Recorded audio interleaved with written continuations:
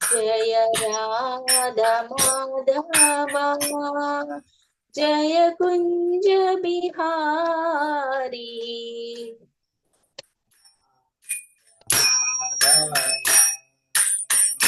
जय कुंज बिहारी जय राधा माधवा जय कुंज बिहारी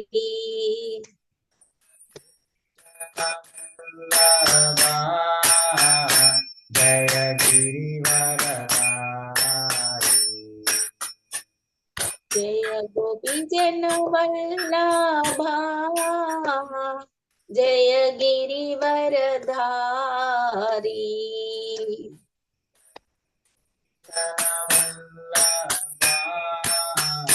जय गिरिवरधारी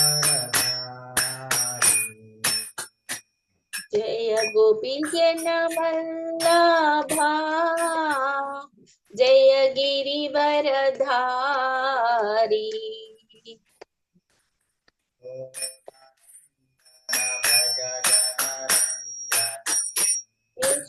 यशोदनन्दन ब्रज जन रंजन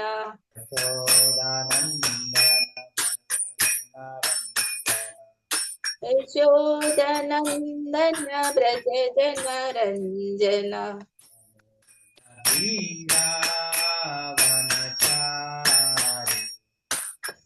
यमुना तीरा वनचारी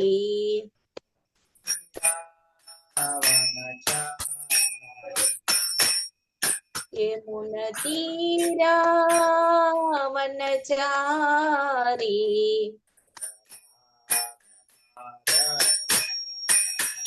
जय कुंज बिहारी जय राधा माधवा जय कुंज बिहारी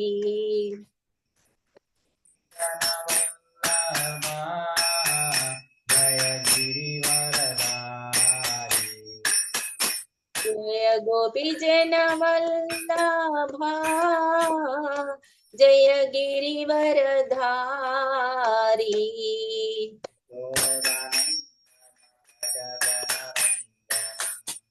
यशोदनन्दन ब्रज जन रंजन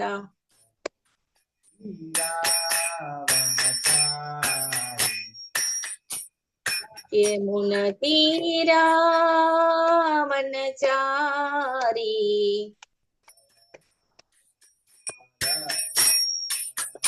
जय कुंज बिहारी राधा माधवा जय कुंज बिहारी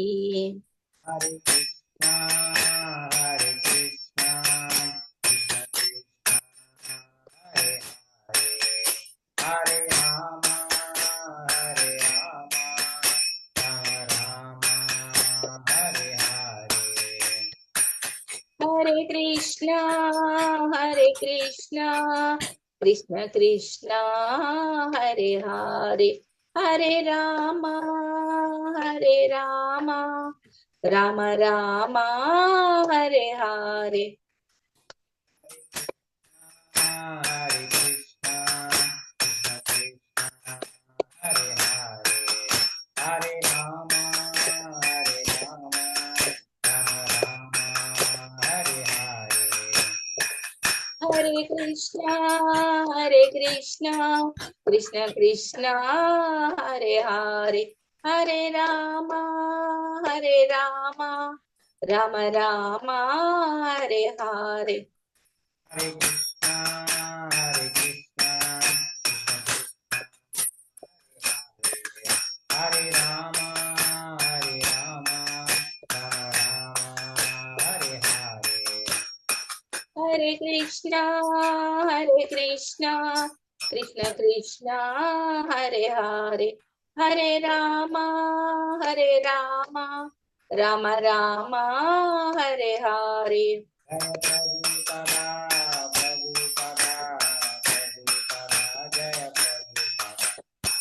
जय प्रभुपदा प्रभुपदा जय प्रभुपदा प्रभुपदा जय प्रभुपदा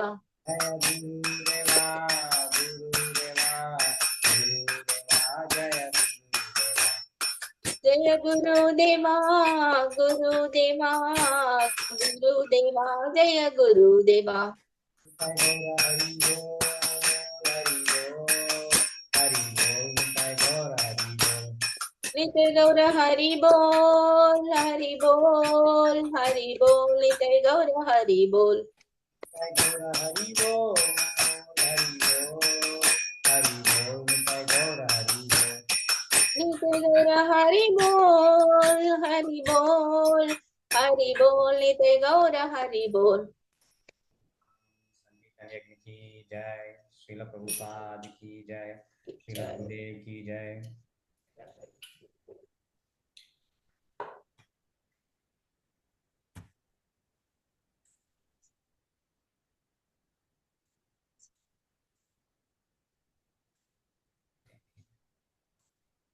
लोकेशन पे शोधम ओम नमो भगवते वासुदेवाय ओम नमो भगवते वासुदेवाय ओम नमो भगवते वासुदेवाय ओम नमो भगवते वासुदेवाय ओम नमो भगवते वासुदेवाय ओम नमो भगवते वासुदेवाय ओम अज्ञानतिमिरान्धस्य ज्ञानाञ्जनशलाकया चक्षुर्मितं येन तस्मै श्रीगुरवे नमः ओम अज्ञानतिमिरान्धस्य ज्ञानाञ्जनशलाकया चक्षुन्मिलितमेन तस्मै श्रीगुरवे नमः श्रीचैतन्यमनोभीष्टं स्थापितं येन भूतले स्वयं रूप कदा मह्यं ददाति स्वापदाङ्कितम् श्रीचैतन्यमनोभीष्टं स्थापितं येन भूतले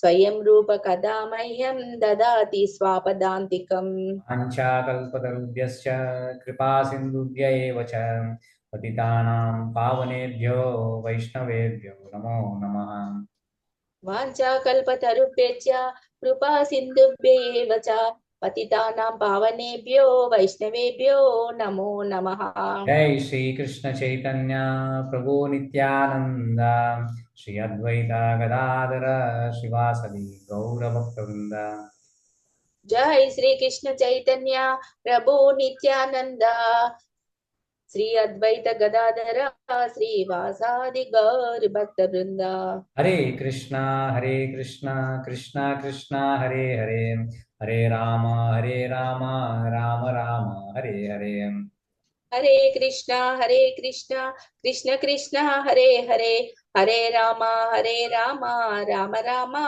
हरे हरे मुखं करोति वाचालं पङ्गुं लङ्घायते गिरिं यत्कृपातमहं वन्दे श्रीगुरुं दीनतारिणाम् मूकं करोति वाचालं पङ्गुं लङ्घयते गिरिं यत्कृपातमहं वन्दे श्रीगुरुं दीनतारिणाम् हरे कृष्ण हरे कृष्ण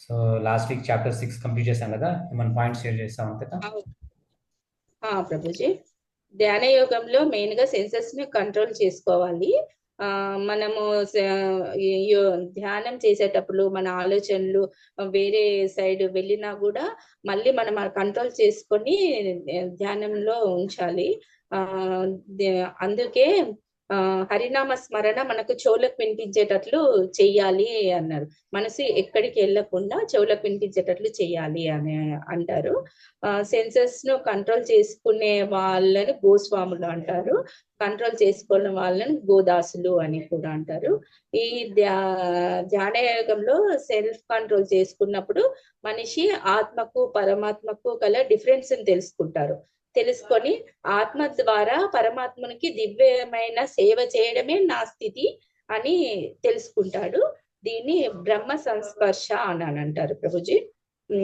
ఆత్మదర్శి అయిన వాడు సర్వత్రా దేవుణ్ణి దర్శిస్తాడు. అందరి హృదయాల్లో, అందరిలోనూ కూడా ఆయన దేవుణ్ణి దర్శించగలుగుతాడు. ఇది ఫర్ ఎగ్జాంపుల్ ఏంటో, ప్రభుపాదుల వారు విదేశాలకు వెళ్ళినప్పుడు ఆయన ఎప్పుడు కృష్ణ భక్తి భావనలో, భగవద్ ధ్యానంలో ఉండడం వల్ల ఆయన బృందావనం విడిచి ఫారెన్ లో ఉన్నా కూడా ఆయన బృందావనంలో ఉన్నట్లే ఫీల్ అయ్యేవారు.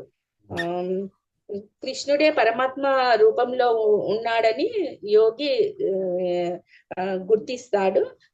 ఇలాంటి యోగి సకల జీవుల్లోనూ వాటి సుఖ దుఃఖాలను సమానంగా చూస్తాడు. 5,000 సంవత్సరాల క్రితము అర్జునుడు ఈ యోగ పద్ధతిని తిరస్కరించాడు. అర్జునుడు మంచి క్షత్రియ వంశంలో జన్మించాడు, యోగుడు, దీర్ఘాయు కలవాడు, ముఖ్యంగా శ్రీకృష్ణునికి సన్నిహితుడు. కానీ మనము ఎక్కడ చరిత్రలో మాత్రము మనం ఈ ధ్యాన యోగం చేశాడని కూడా మనము గుర్తించలేము. అందుకోసమే ఈ కలియుగంలో ఈ ధ్యాన యోగము, ఈ తపస్సు అనేది పాసిబుల్ కాదని తెలుసుకున్నాం ప్రభుజీ. హరినామ జపం, హరినామ స్మరణనే ముఖ్యమైనదని కూడా తెలుసుకున్నాం ప్రభుజీ. మళ్ళీ అర్జునుడు ఇలా అంటున్నాడు, ధ్యాన యోగ పద్ధతి గురించి కృష్ణుడు అన్ని చెప్తే అంటున్నాడు, మనసు చంచలమైంది కదా, ఇది మొండి పట్టుగలది, బలవత్తరమైంది కనుక దాన్ని లొంగ తీసుకోవడం చాలా కష్టము. గాలిని, అది ఎట్లాంటిదంటే గాలిని మనం అణచడం ఎంత కష్టమో ఈ మనసును కూడా మనం లొంగ తీసుకోవడం చాలా కష్టము కృష్ణ. మళ్ళీ భక్తి ధ్యాన యోగము చేశారు, సగంలో ఆపేస్తారు, వాళ్ళ పరిస్థితి ఏంటి కృష్ణ నాకు చెప్పుమని అడుగుతున్నాడు. అప్పుడు కృష్ణుడు అంటాడు కదా, ఈ చంచలమైన మనసును యోగ సాధన ద్వారానే కంట్రోల్ చేయొచ్చు. ధ్యానము మొదట్లో శ్రద్ధగా చేయాలి, శ్రద్ధగా చేస్తే అది సాధ్యమవుతుంది అని చెప్తున్నాడు. మళ్ళీ పుణ్యకార్యాలు చేసి ఇట్లా సగంలో ఆపేసిన వాళ్ళ పరిస్థితి ఏంటి అంటే, పుణ్య కర్మలు చేసిన వాళ్ళు ఆ కర్మ ఫలం వల్ల ఉన్నత లోకాలకు వెళ్తారు. అక్కడ వాళ్ళ కర్మఫలం అంతా అనుభవించిన తర్వాత మంచి కుటుంబంలో జన్మిస్తారు. వాళ్ళు ధనవంతులైన కుటుంబంలో, ఉన్నతమైన కుటుంబాల్లో జన్మిస్తారు వాళ్ళు. మళ్ళీ యోగ సాధన వాళ్ళు సగంలో ఆపేసిన వాళ్ళు మంచి జ్ఞానవంతులైన యోగుల వంశంలోనే పుడతారు. ఇలా జన్మించడం వల్ల వాళ్ళ శిశువు జన్మించినప్పటి నుండి ఆధ్యాత్మిక ప్రేరణను పొందుతారు. వాళ్ళ ఇంట్లో చేస్తారు కదా ప్రభుజీ, ఆధ్యాత్మిక పరిసరాలే ఉంటాయి కదా, అలా చేశారు. ఫర్ ఎగ్జాంపుల్ ఇప్పుడు ప్రభుపాదుల వారు చెప్తున్నారు, నేను నా గురువు మంచి యోగుల మంచి వంశంలోనే జన్మించాము, మేము మొదటి నుండి ఈ భగవద్ భక్తిలో శిక్షణను పొందాము, తర్వాత భగవద్గీత మేరకు మేమిద్దరం కలుసుకున్నాము అని చెప్తున్నాడు. పూర్వ జన్మలోని దివ్య చైతన్యము తపస్సు ఆ జన్మలలో విఫలమైన నెక్స్ట్ జన్మలో ఆ చైతన్య బలం కంటిన్యూ అవుతుంది అని కూడా తెలుసుకున్నాం ప్రభుజీ మనము. అది ఎగ్జాంపుల్ ఏంటంటే హరిదాస్ ఠాగూర్, చైతన్య ప్రభు వల్ల, శ్రీ చైతన్య ప్రభు వల్ల ప్రధాన శిష్యుల్లో ఒకడు. అతను ముస్లిం కుటుంబంలో జన్మించిన డైలీ 3 లక్షల సార్లు హరినామ జపం చేసేవాడు. అతను నామాచార్యుడు అని కూడా ఆయనకు పేరిచ్చాడు చైతన్య ప్రభువు. ఇదంతా పూర్వజన్మ సుకృతం వల్లనే ఆయన చేశాడని తెలుసుకున్నాం ప్రభుజీ. మళ్ళీ కర్మయోగంలో కూడా భక్తి యోగము, ధ్యాన యోగము ఏదైనా మనము కృష్ణుణ్ణి మనము కనెక్ట్ చేయకపోతే అది వేస్ట్. భక్తి యోగము మాత్రమే గొప్పదని తెలుసుకున్నాము. భక్తి యోగం అంటే ఈ జన్మలో గాని మరు జన్మలో గాని భౌతికాపేక్ష లేకుండా చేసే భగవత్ సేవ. లాస్ట్ వన్ చూసుకుంటూ చదువుతాడు, ఎలాంటి ఆపేక్ష లేకుండా శ్రద్ధతో సర్వదా మనిషి మనస్సును భగవంతుని యందే లగ్నం చేయాలి. ధ్యానయోగం చివరలో అర్జునుడు శ్రీకృష్ణుని ఇలా అంటున్నాడు, సర్వదా అత్యంత శ్రద్ధతో కట్టుబడి ఉండేవాడు, తన ఎందు నన్నే స్మరించేవాడు, నాకు దివ్యమైన ప్రేమయుత చేసేవాడు అయిన యోగి అందరిలో ఉన్నతుడు, నాకు సన్నిహితుడు అని శ్రీకృష్ణుడు అర్జునికి చెప్తున్నారు ప్రభుజీ. మళ్ళీ ఇంకొకటి అర్జునుడు కృష్ణుని ఏమడుగుతున్నాడంటే ఆ ఇది ఈ దేహం అనే రథంలో జీవుడు ప్రయాణికుడు, ఆ బుద్ధి ఏమో సారథి, మనస్సు ఏమో నడిపే సాధనము, వాహనాన్ని నడిపే సాధనము, సెన్సెస్ ఏమో గుర్రాలు. ఈ మనస్సు ఇంద్రియాల వల్ల మనిషి సుఖి అవుతాడు, దుఃఖి అవుతాడు. యాక్చువల్ గా రథాన్ని సారథి తోలినట్లు బుద్ధి మనం తోలాలి, కానీ మనస్సు అది బుద్ధిని డామినేట్ చేస్తున్నది, అని అడుగుతున్నాడు. ఇది ఎలా కృష్ణ అని కూడా క్వశ్చన్ అడిగిండు ప్రభుజీ. దానికి ఇదంతా ఆన్సర్ మన లైఫ్. ఇది చాలా మంచి సమ్మరైజ్ చేసిన అంతట. సో ఎలా ఎలా ఎలా ఎలా పాయింట్స్ గుర్తుపెట్టుకుంటున్నాను అంటే మళ్ళీ చదువుతున్నావా క్లాస్ విన్న? ప్రభుజీ నేను చదువుతా, పాయింట్స్ అన్ని రాసుకుంటా ప్రభుజీ బుక్ లో. మళ్ళీ నేను మళ్ళీ మన లైఫ్ స్టైల్ కి ఎట్లా అవుతుంది అనేది ఒకటి తిప్పుతా మైండ్ లో. చాలా మంచి పూర్వజన్మ సుకృతం ఉంటేనే మనకు ఒకటి ఇట్లా మనకి ఏదో కర్మ ఫలం వల్లనే దొరుకుతుందని మాత్రం నేను గట్టిగా నమ్ముతున్నా ప్రభుజీ. ఒక ఫ్యామిలీలో మనం పుడతాం, అందరి మెంటాలిటీ ఒకటే రకం ఉండవు, ఎప్పుడు ఇదే చెప్తాను, ఒకటే రకం ఉండవు ప్రభుజీ. అది ఎందుకు డిఫరెన్స్ ఉన్నదని మనకు అర్థం కాదు. ఇప్పుడు ఈ భగవద్గీత వల్ల అది తెలుసుకుంటున్నాం ప్రభుజీ. మన పూర్వజన్మ సుకృతం ఉంటేనే ఇప్పుడు మన ఫ్యామిలీలో ముగ్గురం ఉంటాం, మీరు ముగ్గురు, మేము ఐదుగురు, అందరి మెంటాలిటీలు ఒక రకం ఉండవు కదా ప్రభుజీ. మళ్ళీ వాళ్ళు కూడా అందరి మెంటాలిటీ ఈ పూర్వజన సుకృతం వల్లనే కదా ప్రభుజీ అందరం మళ్ళీ కనెక్ట్ అవుతాం కదా. మంచిగా అర్థం చేసుకుంటున్నాం భగవద్గీత. ఇప్పుడు మనం సెంటర్ కు ఇట్లా ఆలోచిస్తే ప్రభుజీ 1-2 years లో ఎన్నో డిఫరెన్సెస్. ఇప్పుడు మన చుట్టాలు ఎందన్నో కలుస్తాం, మైండ్ సెట్ అవ్వదు, ఎందుకు సెట్ అవ్వదు, ఎందుకు ఇదే ఆలోచన ఉంటది మనకు. ఇప్పుడు సెంటర్ కి వెళ్తున్నాం, మనం కనెక్ట్ అవుతున్నాం, మనం ఇంతమంది మనం గ్యాదర్ చేస్తుంది, ఇదంతా కృష్ణుని వల్లనే కదా ప్రభుజీ. భగవంతుడు అందరినీ కనెక్ట్ చేసి మీది ఒక గ్రూప్, మీరు పూర్వజన్మ సుకృతం, మీరు ఇక్కడ వరకు స్టాప్ చేసినామో ఇక్కడ నుంచి కంటిన్యూ చేయండి, అంతే కదా ప్రభు. సో అదే మనం భక్తిలో మనము అనుకుంటాం అది అంటే ఈ కంప్లీట్ చేయకపోతే ఎట్లా అని. అంటే భక్తిలో కృష్ణుడు చెప్పినట్టు మనకు లాస్ ఏం లేదు అంటే మనం ప్రయత్నం చేయాలి. ఒకవేళ ఈవెన్ మనం సక్సెస్ఫుల్ కాకపోయినా, మొత్తం కంప్లీట్గా 100% సక్సెస్ఫుల్ కాకపోయినా మనకి నెక్స్ట్ ఛాన్స్ ఉంది అనమాట. అందుకే సో కానీ ఇప్పుడు అదే మనం మెటీరియల్ లైఫ్ తీసుకుంటే మనము ఈ జన్మలో సక్సెస్గా, ఈ జన్మలో మనం మిలియనర్ అయినా మళ్ళీ జన్మలో మళ్ళీ జీరోని స్టార్ట్ చేయాలి. ఈ జన్మలో మనం పిహెచ్డి డాక్టరేట్ అన్ని ఐఐటీలో చదువుకున్నా అని మళ్ళీ నెక్స్ట్ జన్మ నుంచి మళ్ళీ ఏబిసిడీని చదువుకోవాలి. సో అంటే ప్రభుత్వ జోక్ చేస్తామన్నమాట, మళ్ళీ I don't want go to college again. So మళ్ళీ ఏబిసిడీలు కాలేజ్ చదువుకునే అవసరం లేదు. సో అంటే జోక్గా చేసా అని, అంటే లైక్ భక్తిలో ఎప్పుడు అంటే కృష్ణుడు అంటాడు, నువ్వు కొంచెం ప్రోగ్రెస్ అయినా ఎంతో డేంజర్ నుంచి నువ్వు తప్పించుకుంటావు అర్జున, సో నువ్వు భక్తి మార్గంలో ఉండు అని అడ్వైస్ చేస్తున్నాడు. అందుకే ఇంకా అర్జునుడు కూడా అంటాడు అంటే నువ్వు చెప్పిన సాధన నేను చేయలేను కృష్ణ, సో సులభమైన మార్గం చేరుకో అంటే కృష్ణ అంటాడు అంటే నువ్వు అదే నా ఎందుకు ధ్యానం చేసి పని చేయదైనా. సో ఇంకా నెక్స్ట్ చాప్టర్ ఇప్పుడు ధ్యాన యోగం అంటే లైక్ అబ్సల్యూట్ నాలెడ్జ్ ఏంది అని దాని గురించి ఇప్పుడు మనం 7th చాప్టర్ కదా. ఇంకొకటి ప్రభుజీ, తపస్సు చేసి యోగ సాధన చేసే వాళ్ళు తన స్వార్థము, తన ఉన్నత లోకాలు, దేవుడు ప్రత్యక్ష పాలు ఇంతే కోరుకుంటాడు.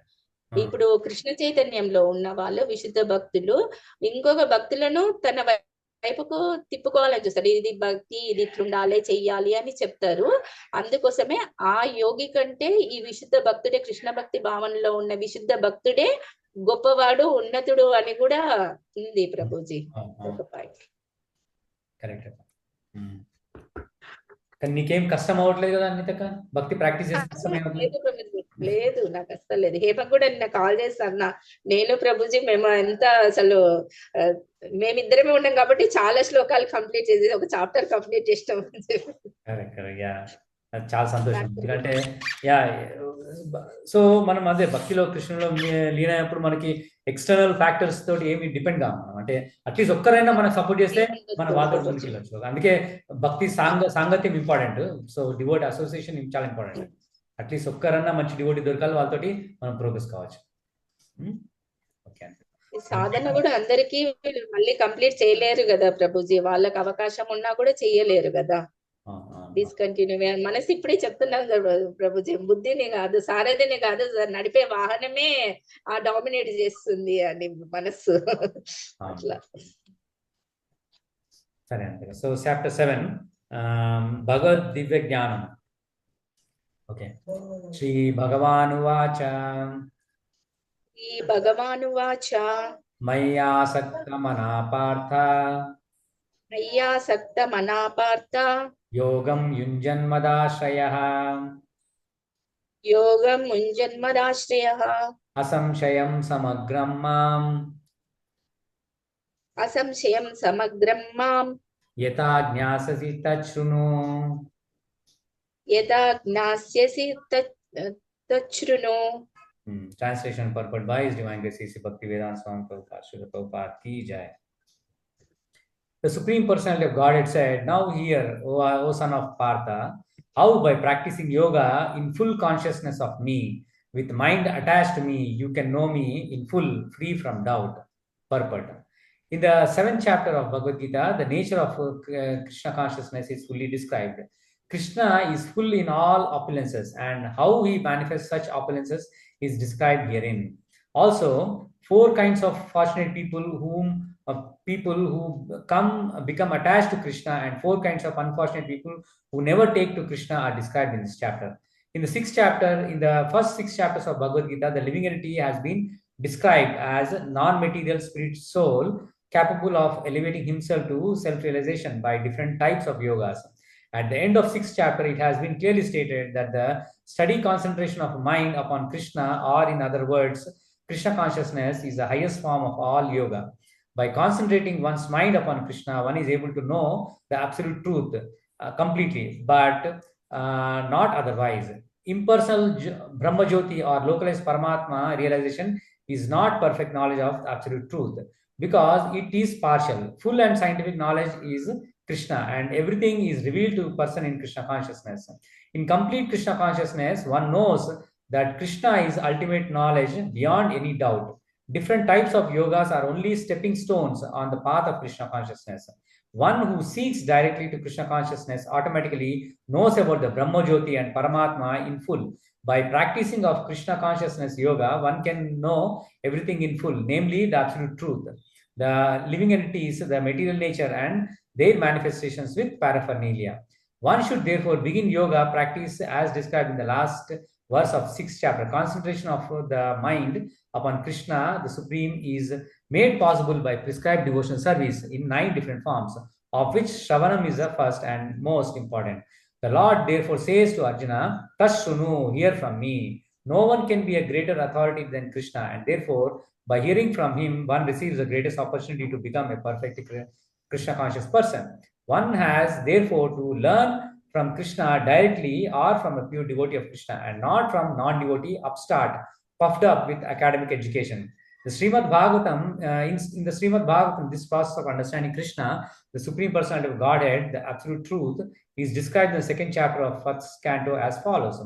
Shunvatam swa kata Krishna punya shavana kirtana ridyantasto hai abhadrani vidunoti suhrut satam nashtaprayeshu abhadreshu nityam bhagavata sevaya bhagavati uttama sloke bhaktir bhavati naishtiki tada rajastamo bhava kama lobhadayas che cheta etair anavidham stitam satve prasidati evam prasanna manaso bhagavati bhakti yogata bhagavat tattva vijnanam mukta sangasya jayate विद्यते हृदय ग्रंथिस् छिद्यन्ते सर्व संशयः क्षीयन्ते चास्य कर्माणि दृष्टा एवात्मनीश्वरे.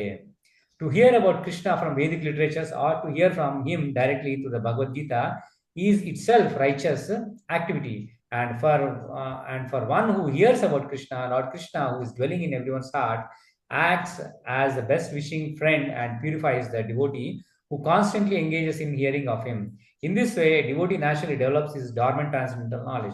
As he hears more about Krishna from the Bhagavatam and from the devotees, he becomes fixed in devotional service of the Lord. By development of devotional service, one becomes freed from the modes of passion and ignorance, and thus material lust and avarice are diminished. When these purities are wiped away, the candidate remains steady in his position of pure goodness, becomes enlivened by devotional service, and understands the science of God perfectly. Thus, Bhakti Yoga severs the hard knot of material affection and enables one to come at once to stage of asamshayam samagram, understanding of the absolute truth, personality of Godhead. Therefore, only by hearing Krishna or from his um, devotees in Krishna consciousness, one can understand the science of Krishna. So Krishna absolute knowledge చెప్తాను. అంటే మనం ఇంతకుముందు చెప్తున్న భగవంతుని మనం through three three three stages లా గుర్తుపట్టచ్చు. ఒకటేమో లోకలైజ్ పరమాత్మ, ఇంకా యాజ్ అ జ్యోతి, పరం జ్యోతి లాగా, ఇంకా లోకలైజ్ పరమాత్మ, ఇంకా భగవాన్ కృష్ణ. సో కృష్ణుడిని మనం మొత్తం తెలుసుకుంటే అన్ని తెలుసుకున్నట్టు అయితే అనమాట. సో ఇట్లనే so last 6th chapter last verse లో చెప్పిన అంటే నా భక్తుడు ఎవరు ఉంటారో వాళ్ళకి నేను ఫుల్ నాలెడ్జ్ వస్తుంది. అట్లనే ఈ 7th చాప్టర్ లో ఆ అబ్సల్యూట్ ట్రూత్ ఎట్లా తెలుసుకోవచ్చు మనము. ఇంకోటి ఏంటంటే అబ్సల్యూట్ అంటే ఏంటంటే ఇప్పుడు మ్యాథమెటిక్స్ లో ఒక అబ్సల్యూట్ అంటే ఒక ఇన్ఫినిటీ ఉంది అనుకో, దాంట్లో నుంచి అబ్సల్యూట్ నంబర్ నుంచి ఒక ఒక అబ్సల్యూట్ నంబర్ ఉంది, దానికి ఒక +3 చేసినా అది అబ్సల్యూటే ఉంటుంది, ఒక -3 చేసినా అబ్సల్యూట్ ఉంటుంది అనమాట.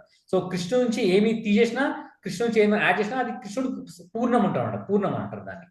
సో అట్లా మనము అంటే కృష్ణుడు ఫుల్ నాలెడ్జ్ అనమాట. ఇంకోటి ఈ చాప్టర్ లో మనం ఏం నేర్చుకుంటాం, ఒక 4 టైప్స్ ఆఫ్ పీపుల్ ఉన్నారు. వాళ్ళు ఏంటి కృష్ణుని ఎవరెవరు అప్రోచ్ అవుతారు, ఇంకా 4 టైప్స్ ఆఫ్ పీపుల్ ఉన్నారు ఎవరు కృష్ణుని అప్రోచ్ కాలేరు.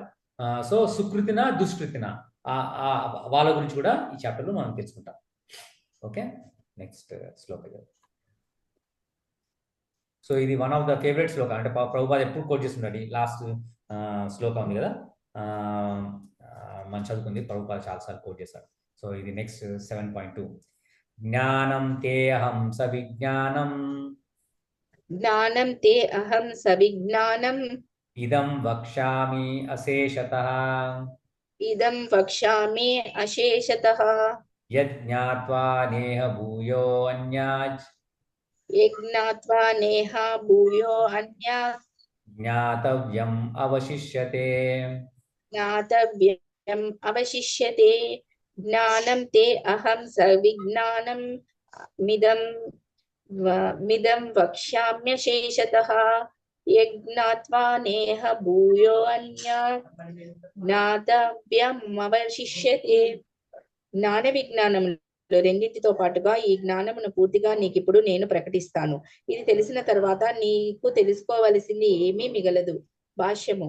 పూర్వజన్మంలో భౌతిక జగత్తు గురించిన, దాని వెనుక ఉన్నట్టి ఆత్మ గురించిన, ఈ రెండింటి మూలము గురించిన జ్ఞానము ఇమిడి ఉంటుంది. అది దివ్య జ్ఞానము. అర్జునుడు తన సన్నిహిత భక్తుడు, మిత్రుడు అయిన కారణంగా భగవంతుడు పైన పేర్కొనబడిన జ్ఞానాన్ని వివరించగోరాడు. కేవలము భగవద్భక్తుడే గురు శిష్య పరంపరలో నేరుగా భగవంతుడి నుండి పూర్తి జ్ఞానాన్ని పొందగలుగుతాడు. 4వ అధ్యాయం మొదట్లో భగవానుడు ఈ వివరణను ఇచ్చాడు. తిరిగి అదే ఇక్కడ ధృవపరపబడింది. అందుకే మనిషి తెలివి గలవాడే సమస్త జ్ఞాన మూలాన్ని, సర్వ కారణాలకు కారణుడిని, అన్ని రకాల యోగ సాధనలో ఏకైక ధ్యాన వస్తువును తెలుసుకోవాలి. సర్వ కారణాలకు కారణుడు తెలిసినప్పుడు తెలియవలసినదంతా తెలిసిపోతుంది. ఇక తెలియనిది ఏదీ మిగలదు. కస్మిన్ భగవో విజ్ఞాతే సర్వమిదం విజ్ఞాతం భవతి అని వేదాలు ముండకోపనిషత్ 1.3 పలికాయి. హరే కృష్ణ ప్రవచనం. సో ఇక్కడ కృష్ణ ఏమంటాడు, I shall now declare unto you in full this knowledge, both phenomenal and numinous. Knowing this this being know, nothing further shall remain for you to know. So నేను ఈ నాలెడ్జ్ నీకు చెప్పబోతున్నాను ఈ 7th చాప్టర్లో. ఇది తెలుసుకుంటే నువ్వు ఇంకా ఏది తెలుసు అంటే లైక్ భౌతిక నాలెడ్జ్, ఇంకా పరజ్ఞానం రెండు, అంటే material knowledge and spiritual knowledge రెండు చెప్తాను.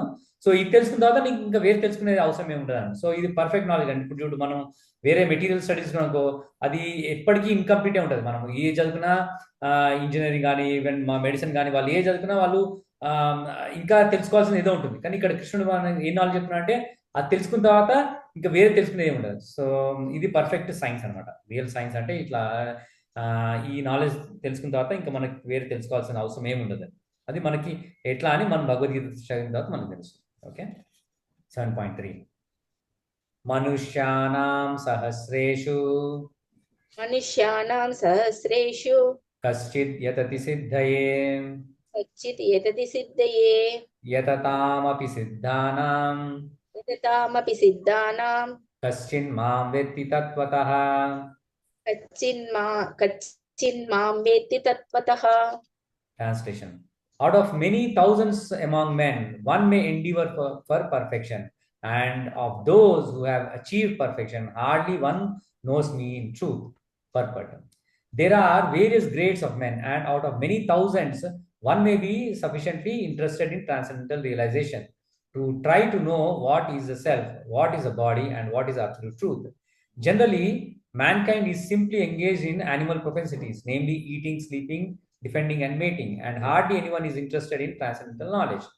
The first six chapters of Bhagavad Gita are meant for those who are interested in transcendental knowledge, in understanding the self, the super self, and the process of realization by Jnana Yoga, Dhyana Yoga, and discrimination of the self from matter.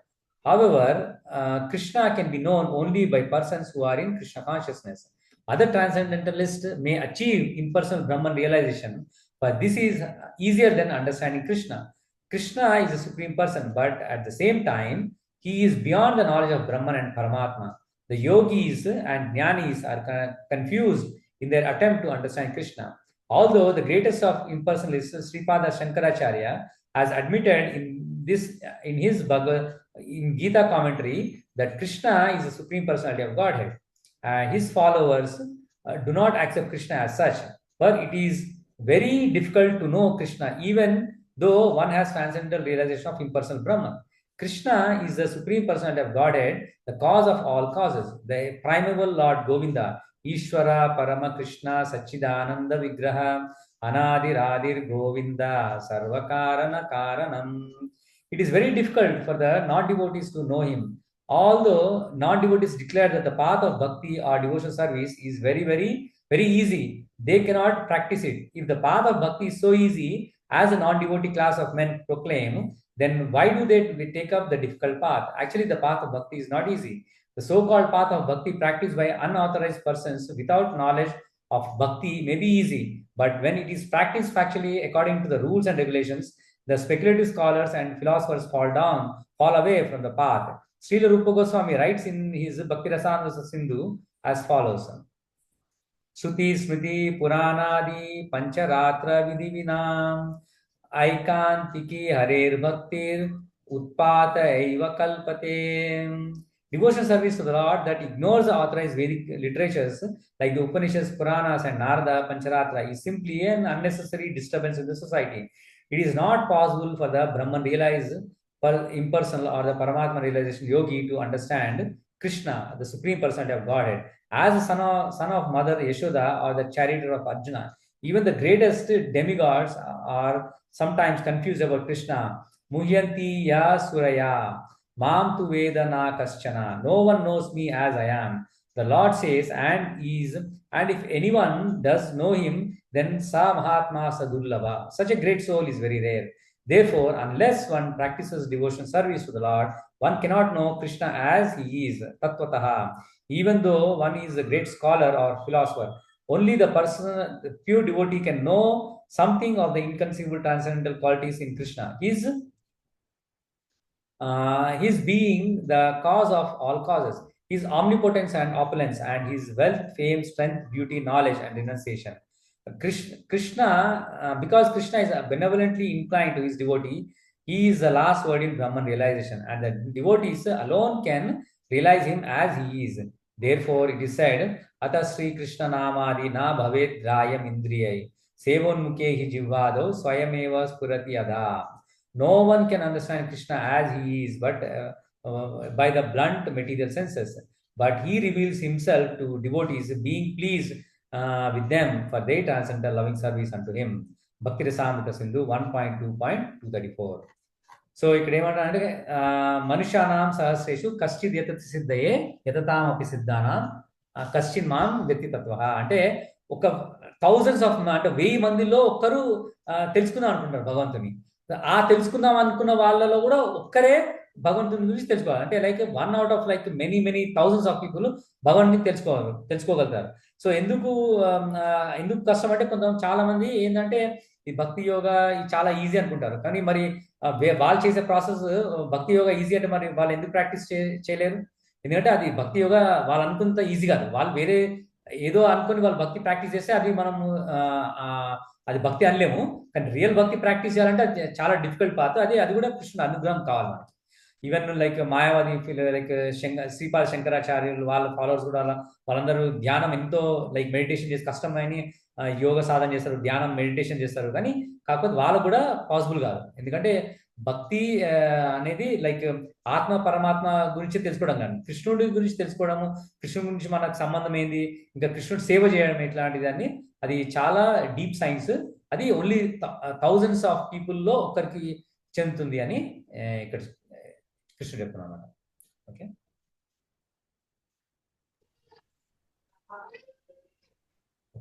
భూమిరపో అనలో వాయు భూమిరపో అనలో వాయు కం మనోబుద్ధిరేవచ కం మనోబుద్ధిరేవ చ అహంకార ఇతీయం మే అహంకార ఇతీయం మే భిన్నా ప్రకృతిరష్టధా భిన్నా ప్రకృతిరష్టదా. భూమిరాపో అనలో వాయు కమ్మనో బుద్ధిరేవ చ అహంకార ఇతీయం మే భిన్నా ప్రకృతిరష్టదా. భూమి, జలము, అగ్ని, వాయువు, ఆకాశము, మనస్సు, బుద్ధి, మిథ్యాహంకారము అనే ఈ 8 అంశాల సముదాయము నా భిన్న ప్రకృతిని ఏర్పాటు చేస్తుంది. భాష్యము. భగవద్ విజ్ఞానము భగవంతుని సహజ స్థితిని, అతని వివిధ శక్తులను విశ్లేషణ చేస్తుంది. వివిధ పురుషావతారాల్లో భగవంతుని శక్తియే ప్రకృతిగా చెప్పబడుతుంది. ఇది సాత్వత తంత్రంలో ఈ విధంగా వర్ణించబడింది. విష్ణుస్తు త్రీని రూపాని పురుషాఖ్యానదో విదు ఏకం తు మహతా స్రష్టృ ద్వితీయం త్వండ సంస్థితం తృతీయం సర్వభూతస్థం తాని జ్ఞాత్వా విముచ్యతే. భౌతిక సృష్టి కొరకు శ్రీకృష్ణ భగవాన్ని ప్రధాన అంశం 3 విష్ణు రూపాలను పొందుతుంది. మొదటిదైన మహావిష్ణు రూపము మహాతత్వముగా తెలియబడే సంపూర్ణ భౌతిక శక్తిని సృష్టిస్తుంది. రెండవదైన గర్భోదకశాయి విష్ణు రూపము అన్ని విశ్వాల్లోనూ ప్రవేశించి ప్రతి దానిలో వివిధ వ్యక్తీకరణలు చేస్తుంది. మూడవదైన క్షీరోదకశాయి విష్ణు రూపము అన్ని విశ్వాలలో సర్వవ్యాపక పరమాత్మునిగా విస్తరించి పరమాత్మునిగా తెలియబడుతుంది. అతడు పరమాణువులోనూ ఉంటాడు. ఈ 3 విష్ణువులను తెలుసుకునే ఎవడైనా భవబంధ విముక్తుడవుతాడు. ఈ భౌతిక జగత్తు భగవంతుని ఒకానొక శక్తి యొక్క తాత్కాలిక ప్రదర్శనము.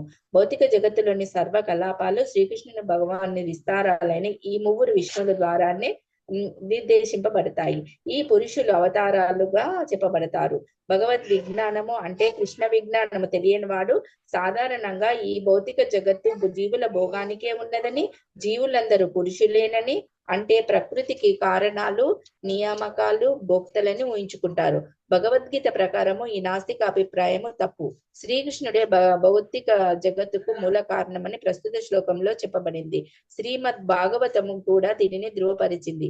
భౌతిక జగత్తు మూలకాలు భగవాన్ని భిన్న శక్తులు. నిరాకారవాదులకు చరమ లక్ష్యమైనట్టి బ్రహ్మజ్యోతి కూడా ఆధ్యాత్మిక ఆకాశంలో ఒకటయ్యే ఒక ఆధ్యాత్మిక శక్తి. వైకుంఠ లోకాల్లో ఆధ్యాత్మిక వైవిధ్యము ఉన్నట్లుగా బ్రహ్మజ్యోతిలో ఉండదు. నిరాకారవాది ఈ బ్రహ్మజ్యోతిని చరమ నిత్య లక్ష్యంగా చేసుకుంటాడు. పరమాత్మ రూపము కూడా క్షీరోదకశాయి విష్ణువు యొక్క తాత్కాలికమైన సర్వవ్యాపక తత్వము. పరమాత్మ రూపము ఆధ్యాత్మిక జగత్తులో నిత్యమే ఉండదు. అందుకే దేవదేవుడైన శ్రీకృష్ణుడే యథార్థమైన పరతత్వము. అతడే పూర్ణశక్తిమంతుడైన రూపతత్వము. అతడు నానా రకాలైన భిన్న శక్తులను, ఆంతరంగిక శక్తులను కలిగి ఉంటాడు. పైన చెప్పబడినట్లుగా ప్రకృతిలో 8 ప్రధానమైన వ్యక్తీకరణలు ఉన్నాయి. వీటిలోని మొదటి 5 వ్యక్తీకరణలు అంటే భూమి, జలము, అగ్ని, వాయువు, ఆకాశము అనేవి పంచమహాభూతాలుగా లేదా స్థూల సృష్టిగా పిలువబడతాయి. వీటిలోని 5 ఇంద్రియ వస్తువులు చేర్చబడతాయి. అవే భౌతిక శబ్దము, స్పర్శ, రూపము, రసము, గంధము. భౌతిక విజ్ఞాన శాస్త్రము ఈ 10 అంశాలపైనే కూడి ఉంటుంది తప్ప అన్యమైనది కాదు. కానీ ఇతర 3 అంశాలను అంటే మనస్సు, బుద్ధి, మిథ్యాహంకారము అనే వాటిని భౌతికవాదులు ఉపేక్షిస్తారు. మానసిక కలాపాలతో అక్కరను కలిగి ఉండే తత్వవేత్తలు కూడా జ్ఞానంలో పరిపూర్ణులు కారు. ఎందుకంటే చరమ మూలము కృష్ణుడు గురించి వారికి తెలియదు. భౌతిక అస్తిత్వానికి మూల కారణమైనటువంటి నేను, నాది అనే మిథ్యాహంకారంలోని భౌతిక కర్మల కొరకు 10 ఇంద్రియాలు ఇమిడి ఉంటాయి.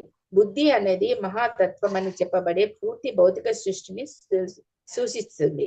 అందుకే భగవంతుని 8 భిన్న శక్తుల నుండి భౌతిక జగత్తుకు చెందిన 24 తత్వాలు ప్రకటమవుతాయి. నాస్తిక సాంఖ్య తత్వానికి అవే చర్చనీయ విషయాలు. ఆదిలో అవన్నీ కృష్ణుని శక్తి నుండే వచ్చి అతనికి భిన్నంగా ఉన్నప్పటికీ నాస్తికులైన సాంఖ్యతత్వవేత్తలు అజ్ఞానంతో శ్రీకృష్ణుని సర్వకారణకారునిగా తెలుసుకోలేరు. భగవద్గీతలో వివరించబడినట్టు శ్రీకృష్ణుని బాహ్య శక్తి స్వరూపమే సాంఖ్యతత్వంలో చర్చనీయ విషయం. హరే కృష్ణ. సో ఇక్కడ కానీ చాలా ఇంపార్టెంట్ పాయింట్ చెప్పండి. అంటే ఇది earth, water, fire, air, ether, mind, intelligence and false ego. All together these constitute my separated material energies. So కృష్ణుల్లో 3 types of energies ఉన్నాయి. ఒకటి external energy, marginal energy, internal energy అని.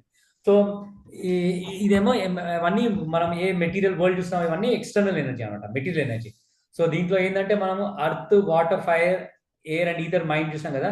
ఇది ఒకటేమో లైక్ స్థూలం, అంటే ఒకటి గ్రాస్. అర్త్ అంటే మనం మట్టి ముట్టుకోవచ్చు దాన్ని. సో దానికంటే ఫైన్ ఏంది వాటర్. వాటర్ కూడా అంటే కొంచెం దానికంటే సాఫ్ట్ ఉంటుంది.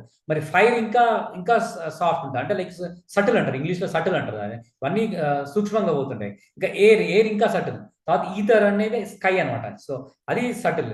ఇంకా మైండ్, ఇంటెలిజెన్స్ ఇవైతే మనం చూడలేదు. మైండ్ అయితే మనం ఎక్కడుంది మనకి తెలియదు. మైండ్ బాడీలో ఉంది, మన మైండ్ ఉందని తెలుసు కానీ మనకి ఎక్కడుంది తెలియదు. ఇంకా ఇంటెలిజెన్స్ ఇంకా దానికంటే సూక్ష్మమైనది. సో ఇంకా ఫాల్స్ ఈగో అంటే మనం ఈ సోల్, ఇది మనం ఈ బాడీ అనుకుంటాం కదా, అది అహంకారం అనేది. సో అది ఫైన్. ఇవన్నీ కలిపి ఇవాళ కృష్ణుడు మెటీరియల్ ఎనర్జీ అనమాట. సో ఈ మెటీరియల్ మొత్తం మనము జనరల్గా మనం ఫిజిక్స్, కెమిస్ట్రీ అని చదువుకున్నాం. ఈ ఫిజిక్స్, కెమిస్ట్రీ అవన్నీ చదివేది కూడా ఓన్లీ ఈ 5 ఎలిమెంట్సే. Earth, water, fire, air and ether. ఈ 5 ఎలిమెంట్సే. మనము గుర్తుందో లేదు, స్కూల్లో మనం పీరియాడిక్ టేబుల్ అని అన్ని చదువుతున్నాం కెమిస్ట్రీలో. అవన్నీ కూడా లైక్ ఇంత మనం అనుకుంటాం అడ్వాన్స్ అని సైన్స్ వాళ్ళు, కానీ అవన్నీ డీల్ చేసేది ఓన్లీ ఈ 5 ఎలిమెంట్సే. ఇంకా మిగతా ఎలిమెంట్స్ అన్ని ఆ సైన్స్ టచ్ కూడా చేయలేదు. మోడర్న్ సైన్స్ అవన్నీ టచ్ కూడా చేయలేదు అనమాట. సో అంటే మనకి తెలియాలి, అంటే మనకి ఈ వేదిక్ సైన్స్, వేదిక్ నాలెడ్జ్ ఎంత అడ్వాన్స్ అని మనం దీన్ని బట్టి అర్థం చేసుకోవాలి.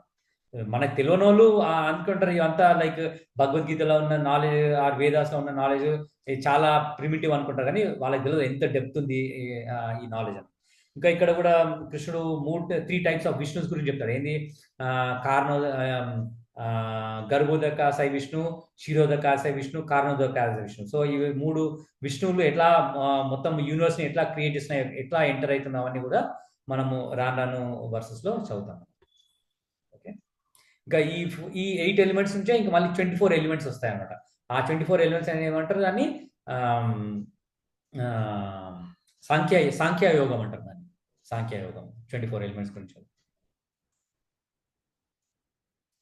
నెక్స్ట్ 7.5 అపరేయం ఇతస్త్వా అన్యాం అపరేయం మితస్వన్యాం ప్రకృతిం విద్ధి మే పరాం ప్రకృతిం విద్ధి మే పరాం జీవభూతా మహాబాహో జీవభూతాం మహాబాహో యయేదం ధార్యతే జగత్. యయేదం ధార్యతే జగత్. Translation. Besides these, O mighty armed Arjuna, there is another superior energy of mind which comprises the living entities who are exploiting the resources of this material inferior nature. Purport. Here it is clearly mentioned that living entities belong to superior nature or energy of the Supreme Lord. The inferior energy is matter manifested in different elements, namely earth, water, fire, air, ether, mind, intelligence, and false ego. Both forms of material nature, namely gross earth and subtle mind, etc., are products of inferior energy. The living entities who are exploiting these inferior energies for different purposes are the superior energy of the Supreme Lord. And it is due to this energy that the entire material world functions. The cosmic manifestation has no power to act unless it is moved by the superior energy, the living entity. Energies are always controlled by the energetic, and therefore the living entities are always controlled by the Lord. They have no independent existence.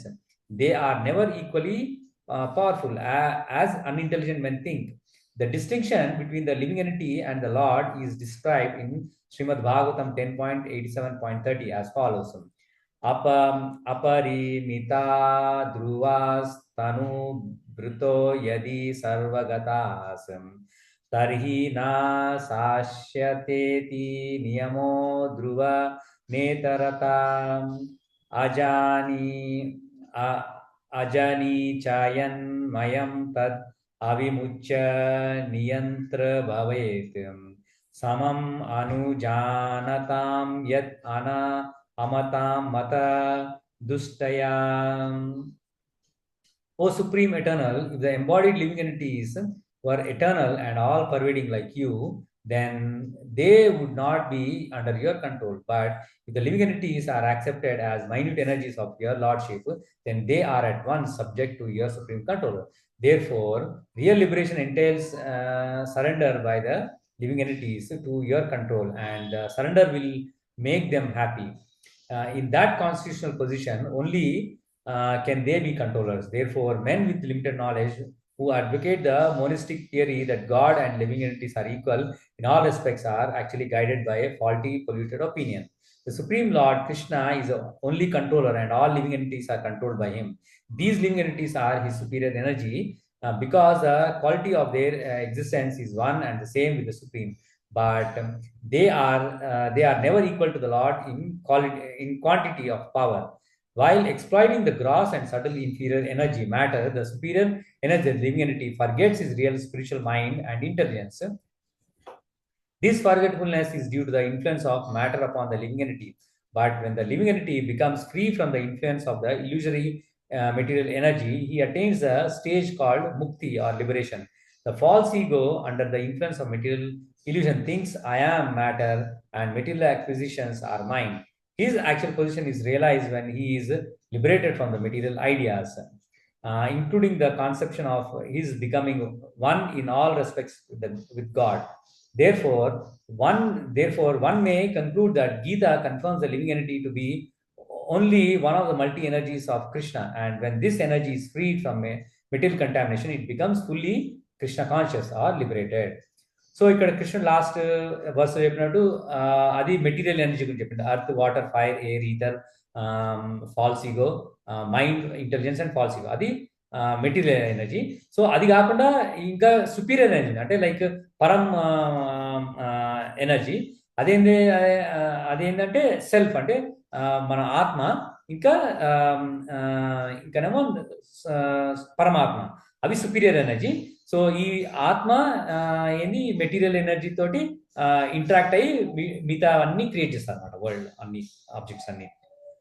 So అది ఎట్లా create అవుతుందని ఇక్కడ మనకి చెప్తున్నారు అనమాట. Okay, so కానీ అదే కొంతమంది అనుకుంటారు ఆత్మ పరమాత్మ ఒకటి అని అంటారు, కానీ ఇక్కడ అది కాదు అని చెప్తున్నాడు కృష్ణుడు. ఏంటంటే ఆత్మ ఓన్లీ లైక్ అణు, ఇంకా పరమ ఆటమ్ అండ్ లైక్ సుప్రీం ఏంటంటే ఓషన్ తీసుకుంటాం కదా, ఓషన్ లా ఒక డ్రాప్ ఆఫ్ వాటర్, ఇంకానేమో ఓషన్, దాంట్లో క్వాలిటీస్ ఏముంటది కానీ క్వాంటిటీస్ ఏం కాదనమాట. ఓషన్ లో డ్రాప్ ఆఫ్ వాటర్ తీసుకుంటే ఆ వాటర్ కాంపోజిషన్ లో ఇన్ని కెమికల్స్ ఉన్నాయని వాటర్, ఒక డ్రాప్ ఆఫ్ వాటర్ తెలుస్తుంది, ఇంకా హోల్ ఓషన్ లో కూడా తెలుస్తుంది. సో అట్లా మన డిఫరెన్స్ ఉంది అన్నమాట, ఆత్మకి పరమాత్మకి డిఫరెన్స్ ఉంది.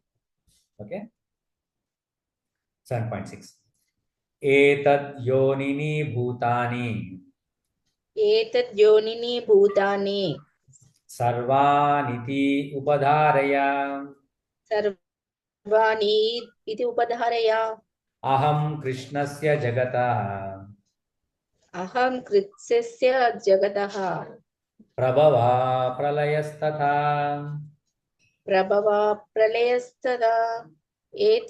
ఏతద్యోనిని భూతాని సర్వానిత్యుపధారయ అహం కృష్ణస్య జగతః ప్రభవః ప్రళయస్తదా. సృష్టించబడిన జీవులన్నిటికీ ఈ రెండు ప్రకృతులే మూలము.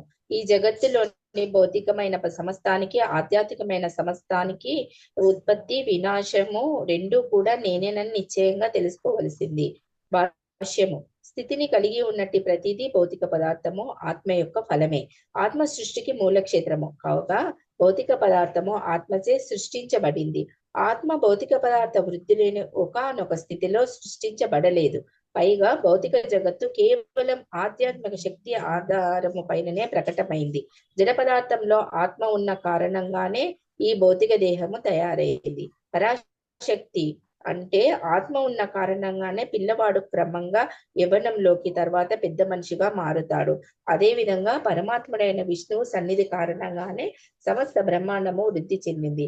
అందుకే ఆత్మ భౌతిక పదార్థము ఆదిలో రెండు భగవత్ శక్తులు. అవి రెండు కలిసే ఈ బ్రహ్మాండమైన విశ్వరూపం ప్రకటమవుతుంది. కనుక భగవంతుడే సమస్తానికి మూల కారణము. భగవంతుని సూక్ష్మాంశ అంటే జీవుడు పెద్ద భవంతికి, పెద్ద కర్మాగారానికి లేదా పెద్ద నగరానికి కారణమైన పెద్ద విశ్వానికి కారణం కాలేడు.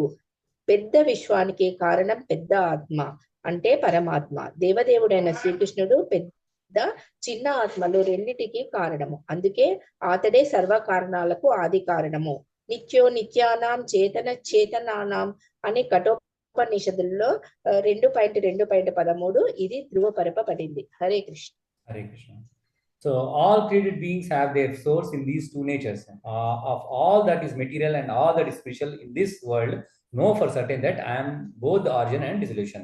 సో ఈ మెటీరియల్ ఎనర్జీకి ఇంకా స్పిరిచువల్ ఎనర్జీకి కారణం నేనే అని చెప్తున్నాడు కృష్ణుడు. సో ఈ దీనివల్లనే ఈ మెటీరియల్ అన్ని థింగ్స్ అన్ని క్రియేట్ అయినాయి. సో దీనివల్లనే ఇవన్నీ క్రియేషన్ అవుతాయి, మళ్ళీ డిజల్యూషన్ కూడా అవుతాయి అనమాట. డిజల్యూషన్ అంటే మళ్ళీ ప్రళయం అంతా వచ్చినప్పుడు మళ్ళీ డిజాల్వ్ అవుతాయి అన్నమాట కృష్ణ. సో ఒక బాడీ అంటే మనం ఇప్పుడు ఎనీ లైక్ ఈవెన్ గర్భంలో శిశువు కూడా వారికి ఆత్మ ఉంటేనే ఆ బాడీ గ్రో అవుతుంది. ఆత్మ లేదనుకో బాడీ గ్రో కాదు. అట్లనే భగవంతుడు కూడా ఉన్నాడు, అన్ని దాంట్లో సూక్ష్మంగా ఉన్నాడు కాబట్టి ఈ వరల్డ్ అంతా ఫంక్షన్ అవుతుంది. లేదంటే ఆ భగవంతుడు లేదనుకో ఈ వరల్డ్ కూడా ఫంక్షన్ కాదన్నమాట. సో అది మనం అర్థం చేసుకోవాలి. కొంతమంది అనుకుంటారు ఇది జడ పదార్థం, ఇది దీంట్లో ఆత్మ లేదనుకుంటాం, కానీ అది ఇప్పుడు ఆత్మ లేకుంటే బాడీ గ్రో కాదన్నమాట. అట్లనే భగవంతుడు కూడా అన్నాం. 7.7 మత్త పరతరం నాణ్యత్ కించిదస్తి ధనంజయ మయి సర్వమిదం ప్రోతం సూత్రే మణిగణా ఇవ. Translation. O conqueror of wealth, there is no truth superior to me. Everything rests upon me as pearls are strung on a thread. Purport. There is a common controversy over whether the supreme absolute truth is personal or impersonal. As far as Bhagavad Gita is concerned, the absolute truth is personality of Godhead Sri Krishna, and this is confirmed in every step. In this verse, in particular, it is stressed that absolute truth is a person. That the personality of Godhead is the supreme absolute truth is also the affirmation of the Brahma Samhita. Ishvara Parama Krishna Satchidananda Vigraha. That is the supreme absolute truth, personality of Godhead is Lord Krishna, who is the primeval Lord, the reservoir of all pleasure, Govinda, and the eternal form of complete bliss and knowledge. These authorities have no doubt that the absolute truth is the supreme person, the cause of all causes. The impersonalist, however, argues on the strength of Vedic version given in the Svetashwara Upanishad 3.10, Tato yat uttaro taram tat arupam anamayam ya etad vidur amrutaste bhavanti atetare dukkam evapiyanti. In the material world, Brahma, the primeval living entity within the universe, is understood to be the supreme amongst the demigods, human beings and lower animals. But beyond Brahma, there is a transcendence which has no material form and is free from all material contaminations. Anyone who can know him also becomes transcendental, but those who do not know him suffer the miseries of material world. The impersonalists put more stress on the word arupam, but this arupam is not impersonal. It indicates the transcendental form of eternity, bliss, and knowledge, as described in the Brahma Samhita I quoted above. Other verses in the Svetashwara Upanishad 3.8 to 9 substantiates this as follows. Vedaham etam purusham mahantam aditya varnam tamasa parastat తం ఏవా విదిత్వాతి ముయ్య మృత్యుం ఏతి నాన్యా పంతా విద్యతే అయనాయ యస్మాత్ పరం నాపరం అస్తి కించిత్ యస్మాన్నానియో యోజ్యాయో అస్తి కించిత్ వృక్షా ఇవ స్తబ్ధో దివి తిష్టతి ఏకస్ తేనేదం పూర్ణం పురుషేణ సర్వం. I know that Supreme Personality of Godhead, who is transcendental to all material conceptions of darkness, only he who knows him can transcend the bonds of birth and death. There is no way for liberation other than this knowledge of the Supreme Person. There is no truth superior to the Supreme Person because he is the supermost, he is smaller than the smallest, and he is greater than the greatest. He is situated as a silent tree and he illuminates the transcendental sky. And as a tree spreads its roots, he spreads his extensive energies. From these verses, one concludes that the supreme absolute truth is a supreme personality of Godhead, who is all pervading by his multi energies, both material and spiritual. So ఇక్కడ ఏం చెప్తారు? O conqueror of wealth, there is no truth superior to me, everything rest upon me as pearls are strung on thread. So ఇందాక verse కృష్ణుడు చెప్పింది కదా, అంటే నేను అన్ని మెటీరియల్ అండ్ స్పిరిచువల్ ఎనర్జీని కనెక్ట్ చేస్తున్నాను. సో అంటే ఒక మాల తీసుకున్నాం, ఒక పూల మాల తీసుకుంటే పూల మాలలో మనము పూలమాల కానీ లైక్ నెక్లెస్ తీసుకున్నాం, దాంట్లో నెక్లెస్ అన్ని జాయిన్ చేసేది ఒక తాడు, లోపల నుంచి ఒక దారం పోతుంది, ఆ దారం. సో కృష్ణుడు కూడా ఆ దారం లాగా అనమాట, అన్ని మొత్తం మెటీరియల్ అండ్ స్పిరిచువల్ ఎనర్జీని కనెక్ట్ చేస్తుంది. సో ఇది ఇంకా అబ్సల్యూట్ ట్రూత్ అనేది అది పర్సన్ అని చెప్తున్నాడు, అంటే ఇంపర్సన్ కాదు, అది పర్సన్. అంటే ఇంపర్సన్ కూడా సోర్స్ పర్సన్ అనమాట, అంటే సుప్రీం పర్సనాలిటీ. ఇక చాలా మంది మాయావాదులు అనుకుంటారు, అదే మాయావాదులు కొంతమంది నిరాకారవాదులు అనుకుంటారు కృష్ణుడికి ఫామ్ లేదనుకుంటారు, కానీ ఆ ఫామ్ లేకుండా అది అబ్సల్యూట్ ట్రూత్ కాదు, ఎందుకంటే ఫామ్ నుంచే మిగతా అన్ని వచ్చినాయని ఇక్కడ మనకి కృష్ణుడు చెప్తున్నాడు క్లియర్గా. Okay, next 7.8. రసో అహమప్సు కౌంతేయ ప్రభాస్మి శశిసూర్యయో ప్రణవా సర్వవేదేషు శబ్దకే పౌరుషం నృషు. రసో అహమప్సు కౌంతేయ ప్రభాస్మి శశి సూర్యయో ప్రణవ సర్వవేదేషు శబ్దకే పౌరుషం నృషు. ఓ కుంతిపుత్ర, నేను నీటిలోని రుచిని, సూర్యచంద్రుల కాంతిని, వేద మంత్రాల్లో ఓంకారమును అయ్యున్నాను. ఆకాశంలో శబ్దమును, మనిషిలోని సామర్థ్యమును నేనే. భాష్యము. నానా రకాలైన భౌతిక ఆధ్యాత్మిక శక్తుల ద్వారా భగవంతుడు ఏ విధంగా సర్వవ్యాపి అయి ఉన్నాడో ఈ శ్లోకము వివరిస్తున్నది. భగవంతుడు మొట్టమొదలు అతని వివిధ శక్తుల ద్వారా తెలియబడతాడు. ఈ రకంగా అతడు నిరాకారంగా అనుభూతమవుతాడు. సూర్యమండలంలోని సాకారుడైన దేవత తన సర్వవ్యాపక శక్తి అయిన సూర్యకాంతి ద్వారా తెలియబడతాడు. అలాగే భగవంతుడు తన నిత్య ధామంలో ఉన్నప్పటికీ తన సర్వవ్యాపక శక్తుల ద్వారా తెలియబడతాడు. నీటి రుచి, నీటి ధర్మం. సముద్ర నీటిని త్రాగడానికి ఎవరూ ఇష్టపడడు, ఎందుకంటే అందులో విశుద్ధ నీటి రుచి ఉప్పుతో కలిసింది. నీటి పట్ల ఆకర్షణ రుచి శుద్ధత మీద ఆధారపడి ఉంటుంది. ఈ శుద్ధ రుచి భగవంతుని శక్తులలో ఒకటి. నిరాకారవాది నీటి రుచి ద్వారా నీటిలో భగవంతుని సన్నిధిని చూస్తాడు. కాగా సాకారవాది మనిషి దాహాన్ని తీర్చేందుకు రుచికరమైన నీటిని దయతో ఇస్తున్నందుకు భగవంతుడిని కీర్తిస్తాడు. ఇదే భగవంతుడిని చూసే పద్ధతి. నిజం చెప్పాలంటే సాకారవాదానికి నిరాకారవాదానికి విరోధమే లేదు. నిరాకార భావన, సాకార భావన ఏకకాలంలో ప్రతి దానిలో ఉన్నాయని, వాటి మధ్య విరుద్ధము లేనే లేదని భగవంతుని ఎరిగిన వాడు తెలుసుకొని ఉంటాడు. అందుకే శ్రీ చైతన్య మహాప్రభువు అచింత్య భేద తత్వం, అంటే ఏకకాలంలో ఏకత్వము, భిన్నత్వము అనే తమ మహోన్నతమైన సిద్ధాంతాన్ని స్థాపించారు. సూర్య చంద్రుల కాంతి కూడా భగవంతుడి నిరాకార తేజమైన బ్రహ్మజ్యోతి నుండే వెలువడింది.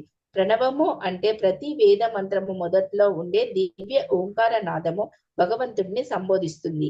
నిరాకారవాదులు దేవదేవుడైన శ్రీకృష్ణుని అనేకమైన నామాల ద్వారా సంబోధించడానికి ఎంతో భయపడే కారణంగానే దివ్యమైన ఓంకార నాదాన్ని ఉచ్చరించడానికి ఇష్టపడతారు. కానీ ఓంకారము శ్రీకృష్ణుని శబ్ద ప్రాతినిధ్యమని వారికి తెలియదు. కృష్ణ భక్తి భావన పరిధి సర్వత్రా వ్యాపిస్తుంది. దాన్ని తెలిసిన వాడు ధన్యుడవుతాడు. కృష్ణుని తెలియని వారు మాయలో ఉంటారు. అంటే కృష్ణుని జ్ఞానమే ముక్తి, అతన్ని ఎరుగకపోవడం బంధము. హరే కృష్ణ. హరే కృష్ణ. సో ఇక్కడ మనకి కృష్ణ ఏం చెప్తున్నాడు, O son of Kunti, I am the taste of water, the light of sun and the moon, the syllable Om in the Vedic mantras and the sound in ether and ability in man. So ఇక్కడ అంటే కృష్ణుడు ఎట్లా నిరాకారంగా ఎట్లా ఉంటాడని చెప్తాను. అంటే water లో మనం తాగుతాం, వాటర్ తాగితే దాంట్లో రుచి ఉంటుంది. మనకు అందరం అనుకుంటే వాటర్ టేస్ట్ లే అనుకుంటాం, కానీ వాటర్ కూడా రుచి ఉంది. ఆ రుచి ఎవరు? కృష్ణుడు అని చెప్తున్నాడు. ఇంకా సన్ అండ్ మూన్ వాళ్ళు ఇచ్చే లైట్, దాంట్లో కూడా ఆ లైట్ కూడా కృష్ణుడు అని తెలుసుకోవాలి. సో సిలబుల్ ఓం, ఓం అంటే కూడా అది కృష్ణుడి నిరాకారం సూచిస్తుంది అనమాట. So and the sound in ether and ability man, ఇంకా మనకి సౌండ్ కూడా ఈథర్ స్కైలోంచి కూడా సౌండ్ వస్తుంది. ఇంకా మనిషి చేసే పని కూడా అది చేసే శక్తి అది భగవంతుడి ఇచ్చారు. సో ఇవన్నీ కృష్ణుడు నిరాకార రూపంలో మనకి చూపెడుతున్నాడు అనమాట.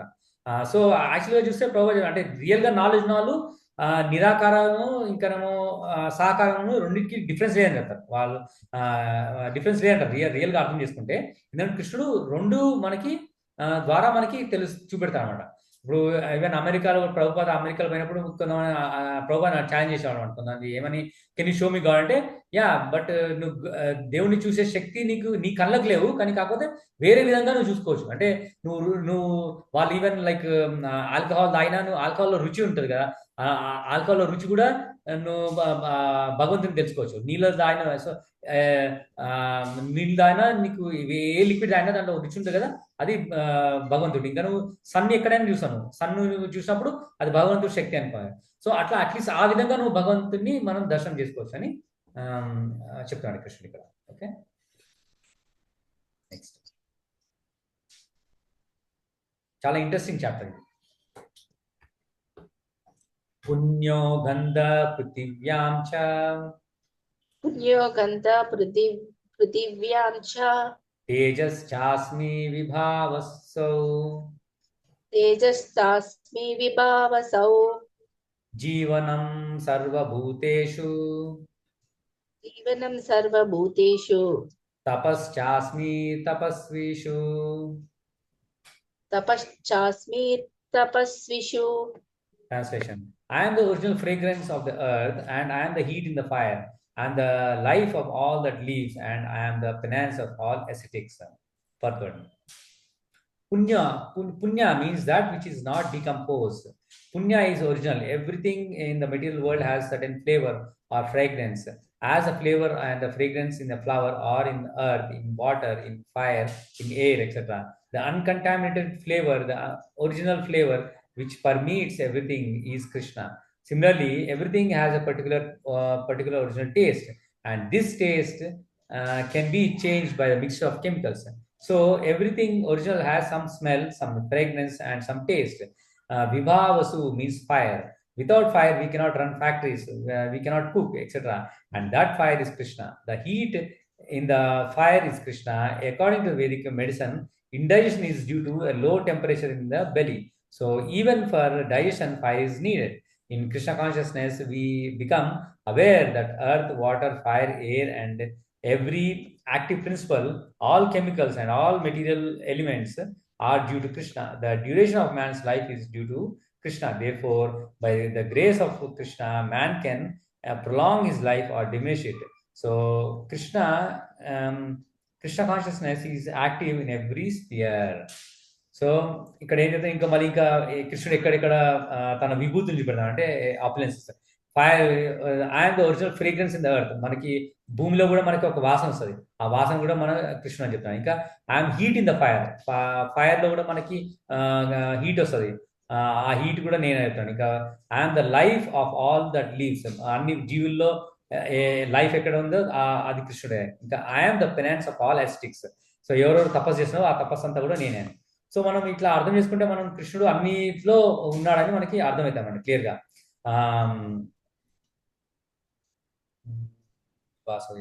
సో మనకి ఇంకో ఫైర్ కూడా లైక్ మన బాడీలో కూడా మనకి ఫైర్ ఉంది. ఆ ఫైర్ వల్లనే మనకి ఫుడ్ తిన్నది డైజెషన్ అవుతుంది. అందుకే ఎవరికన్నా కొంతమంది డైజెషన్ కాలేదనుకో అంటే వాళ్ళకి ఆయుర్వేదం డాక్టర్స్కి వెళ్తే వాళ్ళు చెప్తారు అంటే జఠరాగ్ని అంటారు. ఆ జఠరాగ్ని సరిగా లేదని మనం తెలుసుకోవాలి. సో ఇట్లా మనం కృష్ణుడిని ప్రతి లైక్ స్పియర్ అంటే అన్నిట్లో మనం కృష్ణుని చూసుకోవచ్చు అంటే మనం ఈ శ్లోకాస్ చదివిన తర్వాత మనకు అర్థమవుతుంది అంటే కృష్ణుడు ఈ రూపంలో ఉన్నాడని మనకి. 7:10 బీజం మాం సర్వభూతానాం బీజం మాం సర్వభూతానాం విద్ధి పార్థ సనాతనం విద్యం పార్థ సనాతనం బుద్ధిర్బుద్ధిమతామస్మి బుద్ధిర్బుద్ధిమతామస్మి తేజస్వినామహం. తేజస్వినామహం. బీజం మాం సర్వభూతానాం విద్ధి పార్థ సనాతనం బుద్ధిర్బుద్ధిమతామస్మి తేజస్వినామహం. ఓ పృథకుమార, నేనే సర్వ ప్రాణులకు సనాతన బీజమునని, బుద్ధిమంతులలోని బుద్ధినని, శక్తిమంతులందరిలోనూ శక్తినని తెలుసుకోవలసింది. భాష్యము. బీజము అంటే విత్తనము. శ్రీకృష్ణుడే సమస్తానికి విత్తనము. కదిలేవి కదలనివి అంటూ నానా రకాల జీవులు ఉన్నాయి. పక్షులు, పశువులు, మానవులు, పలు ఇతర ప్రాణులు కదిలే జీవులు. కానీ చెట్లు, మొక్కలు జడమైనవి, కదలలేనివి. అవి కేవలం నిలబడే ఉంటాయి. ప్రతి జీవి 84 లక్షల జీవజాతుల్లోనే వస్తాడు. వాటిలో కొన్ని కదిలేవి, కొన్ని జడమైనవి అయినా అన్నింటి విషయంలోనూ వాటి ప్రాణ బీజము శ్రీకృష్ణుడే. వేద సాహిత్యంలో చెప్పబడినట్లు బ్రహ్మము అంటే పరతత్వము నుండే సమస్తము ఉత్పన్నమైంది. శ్రీకృష్ణుడే పరబ్రహ్మము, పరమ పురుషుడు. బ్రహ్మము నిరాకారము, పరబ్రహ్మము సాకారుడు. భగవద్గీతలో చెప్పబడినట్లు నిరాకార బ్రహ్మము సాకారముపై నిలిచి ఉన్నది. అందుకే శ్రీకృష్ణుడే ప్రతిదానికి కారణము. ఆతడే మూలము. చెట్టు మూలము చెట్టునంతటిని పోషించినట్లుగా సమస్తానికి ఆది మూలము కాబట్టి శ్రీకృష్ణుడే ఈ భౌతిక జగత్తులో ప్రతిదాన్ని పోషిస్తాడు. ఇది కూడా వైదిక సాహిత్యంలో కఠోపనిషత్ 2.2.13 ధృవపదపబడింది. నిత్యోనాం చేతనానాం ఏకో బహూనాం యో విదదాతి కామాన్. ఆతడే నిత్యులందరిలో ఉన్న పరమనిత్యుడు, జీవులందరిలో ఉన్న పరమచేతనుడు. ఆతడు ఒక్కడే జీవులందరినీ పోషిస్తున్నాడు. బుద్ధి లేకుండా మనిషి ఏది చేయలేడు. సమస్త బుద్ధికి తానే మూలమని కూడా శ్రీకృష్ణుడు చెబుతున్నాడు. మనిషి బుద్ధిమంతుడు కానిదే దేవదేవుడైన శ్రీకృష్ణుని అర్థం చేసుకోలేడు. హరే కృష్ణ. హరే కృష్ణ. సో ఇక్కడ ఏమన్నాడు, ఓ సన్ ఆఫ్ కృత, know that I am the original seed of all existences. So బీజం అంటే సీడ్ అనమాట. సో అన్నిటికీ కారణము సీడ్ కృష్ణుడే అనమాట. The intelligence of the intelligence. So ఎవరెవరికి మనం ఇంటెలిజెన్స్ అనుకుంటాం కదా, ఆ ఇంటెలిజెన్స్ కూడా కృష్ణుడే అనమాట. కొంతమంది అనుకుంటారు నేను నా ఇంటెలిజెన్స్ తోటి నేను చేశాను, కానీ ఆ ఇంటెలిజెన్స్ ఎవరు ఇచ్చిండ్రు? ఈవెన్ సైంటిస్ట్ ఐన్స్టీన్, ఈవెన్ మా పెద్ద బిజినెస్ మ్యాన్ తీసుకో, వాళ్ళకి ఆ ఇంటెలిజెన్స్ ఎవరు ఇచ్చిండ్రు? అది వాళ్ళు గమనించాలి. అంటే భగవంతుడి వల్ల ఇంటెలిజెన్స్ వచ్చిందని. లేదంటే ఆ ఇంటెలిజెన్స్ ఇకపోతే వాళ్ళు చేసే పని కూడా చేయలేదు వాళ్ళు సరిగ్గా. So and the prowess of all powerful men. So ఎవరెవరు పవర్ ఉందో వాళ్ళు కూడా భగవంతుడిని తలుచుకోవాలి. అంటే అవన్నిటికి కారణము భగవంతుడు శ్రీకృష్ణుడే. సో ఇక్కడ 84 lakh జీవరాశులు ఉన్నాయని విన్నాం కదా మనం. 84 lakh స్పీషీస్. సో ఆ స్పీషీస్ అన్నిటి కూడా బీజప్రద అంటే కృష్ణుడే అనమాట అన్నిటికీ. ఓకే,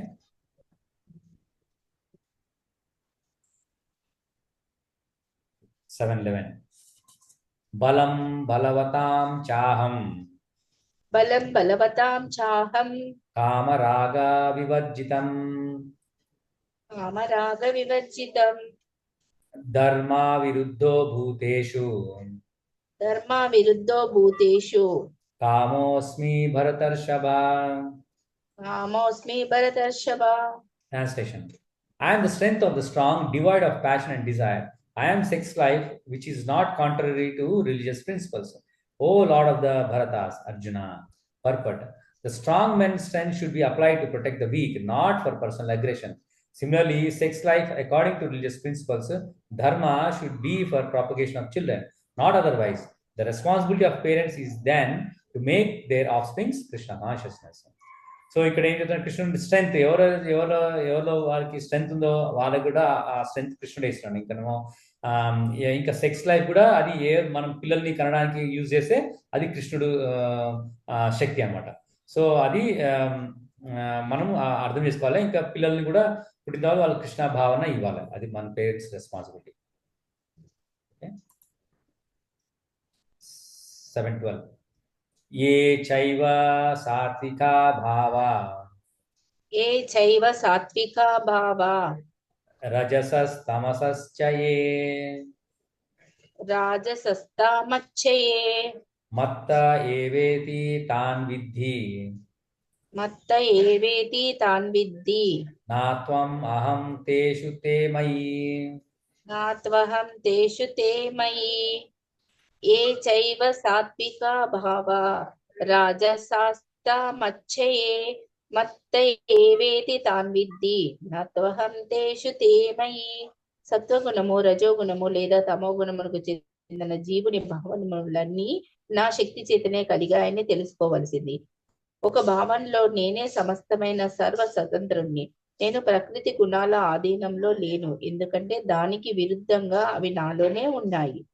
భాష్యము: ప్రపంచంలోని భౌతిక కార్యాలన్నీ ప్రకృతి త్రిగుణాల ఆధీనంలోనే నడపబడుతున్నాయి. ఈ ప్రకృతి గుణాలన్నీ దేవదేవుడైన శ్రీకృష్ణు నుండే ఉత్పన్నమైన అతడు వాటిచే ప్రభావితుడు కాడు. ఉదాహరణకు, ప్రభుత్వ చట్టాల క్రింద ఒకడు శిక్షించబడిన చట్టాలను తయారు చేసిన రాజు ఆ చట్టానికి అతీతుడు.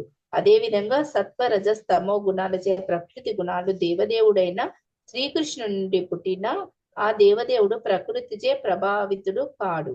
అందుకే అతడు నిర్గుణుడు. అంటే ఈ గుణాలు అతని నుండే వస్తున్నప్పటికీ అతనిపై ప్రభావము చూపించవు.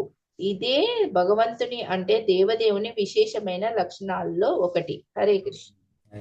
మంచి పాయింట్ చెప్పండి ఇక్కడ. So know that all the states of being, be they goodness, passion or ignorance, are manifested by my energy. So సత్వగుణం రజోగుణం తమోగుణం ఇవన్నీ నా నుంచే వచ్చిన నా ఎనర్జీసే అని కృష్ణ చెప్తారు. I am in one sense everything but I am independent. So అవన్నిటికీ నేను నా వల్ల క్రియేట్ అయినా కానీ నేను దాని నుంచి బయట ఉన్నాను అన్నమాట. నేను దానిలోకి రాను అని చెప్తున్నాడు ఇక్కడ. So I'm not under the modes of material nature, for they are on contrary are within me. So ఇక్కడ మంచి ఎగ్జాంపుల్ చెప్తున్నాడు. ఇప్పుడు ఒక కోర్టులో కింగ్ రాజు ఎవరికైనా పనిష్మెంట్ ఇచ్చిన రాజే క్రియేట్ చేశాడు సత్వగుణం, లైక్ రాజే రూల్స్ అన్ని క్రియేట్ చేశాడు. లా ఇప్పుడు మనం గవర్నమెంట్ ఇస్తున్నాం, గవర్నమెంట్ కూడా సిటిజన్స్ కి చెప్తారు ఇది ఇది ఈ పని చేస్తే ఓకే, ఈ పని చేస్తే. ఇప్పుడు రోడ్ మీద కూడా రైట్ లెఫ్ట్ సైడ్ పోవాలని ఉంది రోడ్ మనం ఇండియాలో. సో లెఫ్ట్ సైడ్ మనం ట్రావెల్ చేస్తాం. సో అన్ని ట్రాఫిక్ లైట్స్ దగ్గర ఆగాలి. ఈ రూల్స్ అన్ని గవర్నమెంట్ క్రియేట్ చేస్తుంది. కానీ కాకపోతే గవర్నమెంట్ ఇప్పుడు సపోజ్ మినిస్టర్ అనుకో, మినిస్టర్ ఆ రూల్స్ కి పాటించే అవసరం లేదు. ఆయన అందుకే మినిస్టర్ ఒక మీటింగ్ వెళ్ళాలన్నా ఆ రెడ్ లైట్ మీద కూడా వెళ్తారు. సో అట్లా కింగ్ కూడా కృష్ణుడు ఇవన్నీ రూల్స్ పెట్టింది ఏంటంటే ఈ మనందరికి ఫాలో కానీ. కాకపోతే కృష్ణుడు ఈ రూల్స్ అన్నిటికీ బందీ కాలేడు అనమాట. సో అది ఇంపార్టెంట్ పాయింట్, మనం గుర్తుపెట్టుకోవాలి. ఓకే,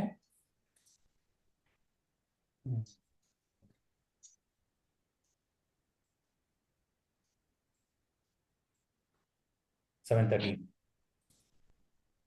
त्रिभिर्गुणमयैर्भावै एवि सर्वम् इदं जगत् एवि सर्वमिदं जगत् मोहितं नाभिजानाति माम् एभ्यः परम् अव्ययम् मामेभ्यं परमव्ययम्. Deluded by the three modes of goodness, passion and ignorance, the whole world does not know me, who am above the modes and inexhaustible purport. The whole world is enchanted by the three modes of material nature. Those who are bewildered by these three modes cannot understand the transcendental, that transcendental to this material nature is the Supreme Lord Krishna. Every living entity under the influence of material nature has a particular type of body and a particular type of psychological and biological activities accordingly. There are four classes of men functioning in the material modes of nature. Those who are purely in the mode of goodness are called Brahmanas. Those who are purely in the mode of passion are called Kshatriyas. Those who are in the modes of both passion and ignorance are called Vaishyas. And those who are completely in ignorance are called Sudras. And those who are less than that are animals and animal life. However, these designations are not permanent. I may be either a Brahmana, Kshatriya, Vaishya or whatever. In any case, this life is temporary. But although life is temporary and we do not know what we are going to be in the next life. By the spell of this illusory energy, we consider ourselves in terms of this bodily conception of life. And we thus think that we are American, Indian, Russian, or Brahmana, Hindu, Muslim, etc. And if we become entangled with the modes of material nature, then we forget the Supreme Person of Godhead, who is behind all these modes. So Lord Krishna says that the living entity is deluded by these three modes of nature, do not understand that behind the material background is the Supreme Personality of Godhead.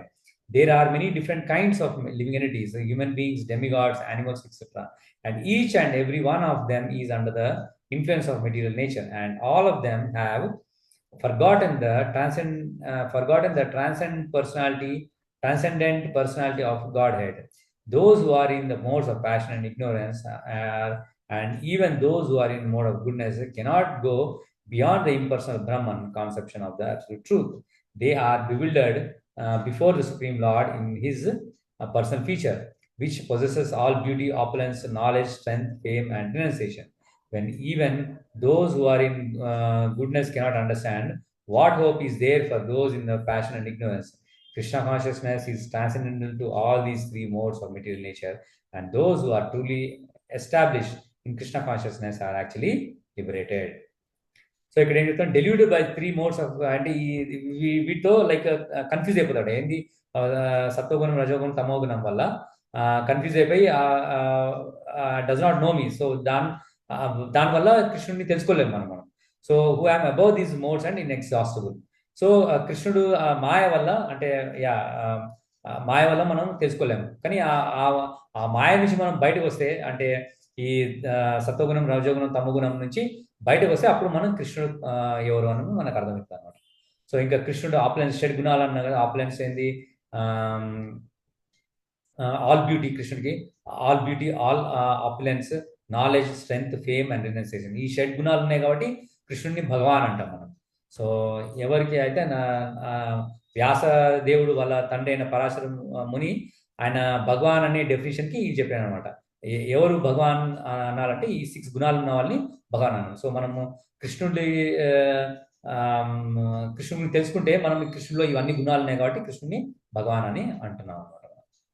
Okay, next ఇంకా 2 శ్లోకాస్ చదువుదాం. Okay, 14-15. దైవీ ఏష గుణమయీ దైవీ హేష గుణమయీ మమ మాయా దురత్యయా మామేవ ఏ ప్రపద్యంతే మాయామేతాం తరంతి తే. దైవీ హేష గుణమయీ మమ మాయా దురత్యయా మామేవ ఏ ప్రపద్యంతే మాయామేతాం తరంతి తే. ప్రకృతి త్రిగుణాలను కూడినట్టి నా ఈ దివ్యశక్తి దాటశక్యము కానిది, కానీ నాకు శరణాగతులైన వారు దీన్ని సులభంగా దాటగలుగుతారు.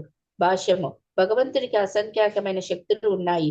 ఆ శక్తులన్నీ దివ్యమైనవి. జీవులు భగవత్ శక్తి అంశ కనుక దివ్యులే అయినప్పటికీ ప్రకృతితో సంపర్కం కారణంగా వారి మూల ఉన్నత శక్తి కప్పబడుతుంది.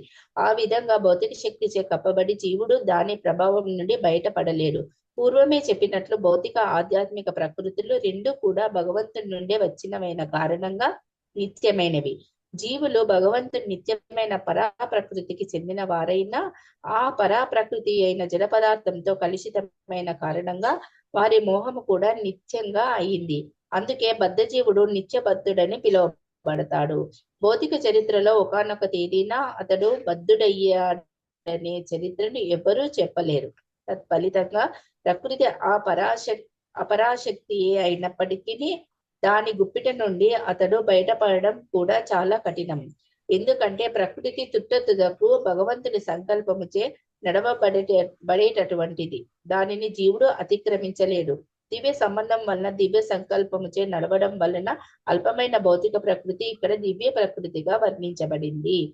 భౌతిక ప్రకృతి అల్పమైనది అయినప్పటికీ దివ్య సంకల్పముచే నడవబడటం వలన భౌతిక విశ్వపు నిర్మాణంలో వినాశంలో అత్యద్భుతంగా పనిచేస్తుంది. దీనిని వేదాలు మాయాంతు ప్రకృతిం విద్వాన్ మాయినంతు మహేశ్వరం మాయ అసత్యము లేదా తాత్కాలికమే అయినప్పటికీ మహా ఇంద్రజాలికుడైన భగవంతుడు మాయా నేపథ్యంగా ఉన్నాడు. అతడే మహేశ్వరుడు అంటే పరమ నియామకుడు. శ్వేతాశ్వతరోపనిషత్ 4.10 అని ధృవపదించాయి.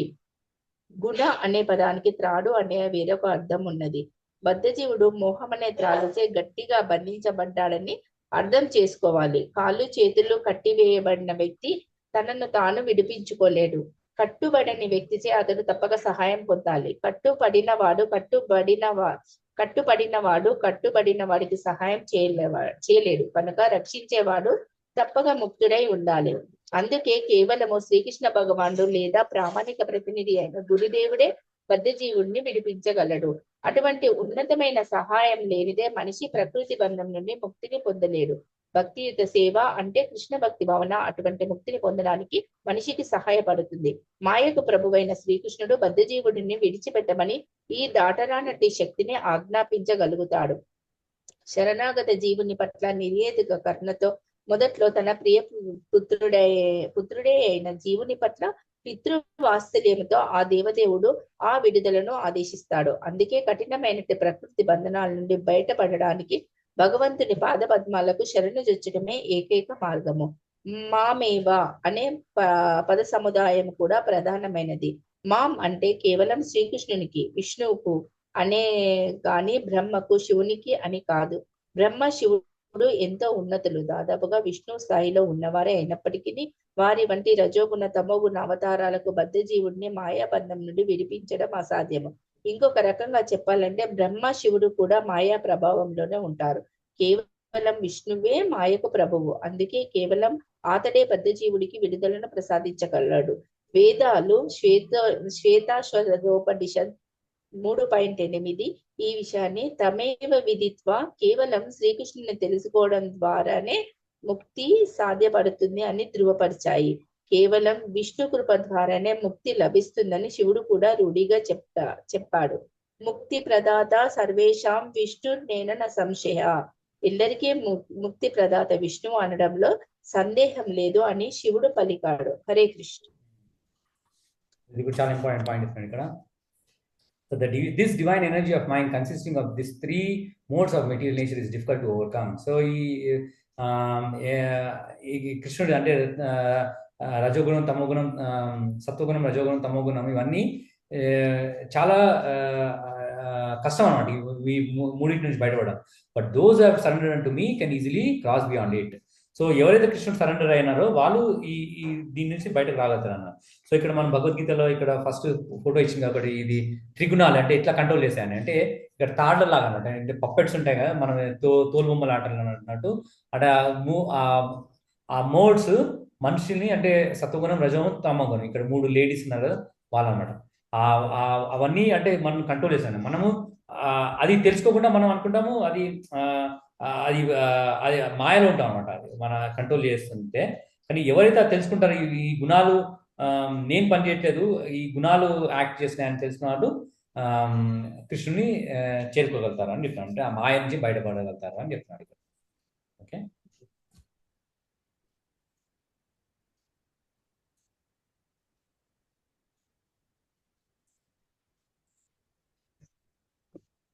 ఓకే ఇవాళ క్లాస్లోకి అయితే నమాం దుష్కృతినో మూఢా ప్రపద్యంతే నరాధమా మాయాయాపహృత జ్ఞాన ఆసురం భావమాశ్రితాః. Translation: Those miscreants who are grossly foolish, who are lowest among mankind, whose knowledge is stolen by illusion, and who partake of the atheistic nature of demons, who do not surrender unto me. Purport: It is said in Bhagavad Gita that simply by surrendering oneself unto the lotus feet of the Supreme Person of Godhead, one can surmount the stringent laws of material nature. At this point, a question arises. How is it that educated philosophers, scientists, businessmen, administrators, and all the leaders of ordinary men do not surrender to the lotus feet of Krishna, the all-powerful personality of Godhead? Mukti or liberation from the laws of material nature is sought by the leaders of mankind in different ways. and with great plans and perseverance for a great many years and births. But if that liberation is possible by simply surrendering unto the lotus feet of the Supreme Personality of Godhead, then why don't these intelligent and hardworking leaders adopt this simple method? The Gita answers this question very frankly. Those really learned leaders of the society like Brahma, Shiva, Kapila, the Kumaras, Manu, Vyasa, Devala, Asita, Janaka, Prahlada, Bali, and later on Madhvacharya, Ramanujacharya, Sri Chaitanya, and many others who are faithful philosophers, politicians, educators, scientists, etc., surrendered to the lotus feet of the Supreme Person, the all powerful authority.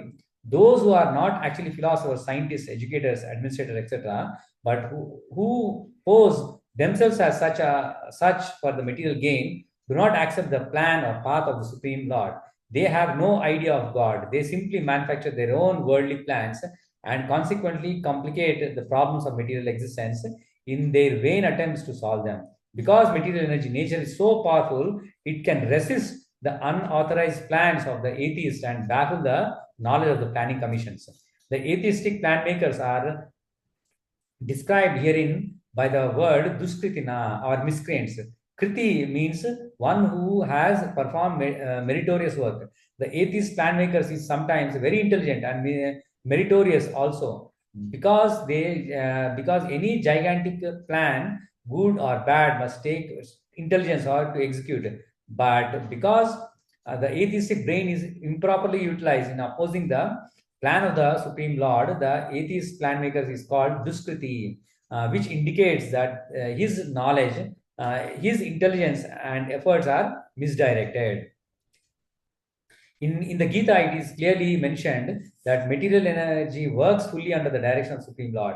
It has no independent authority. It works as a shadow moves in accordance with the movements of the object. But still, material energy is very powerful, and the atheist due to his godless temperament, cannot know how it works, nor can he know the plan of Supreme Lord.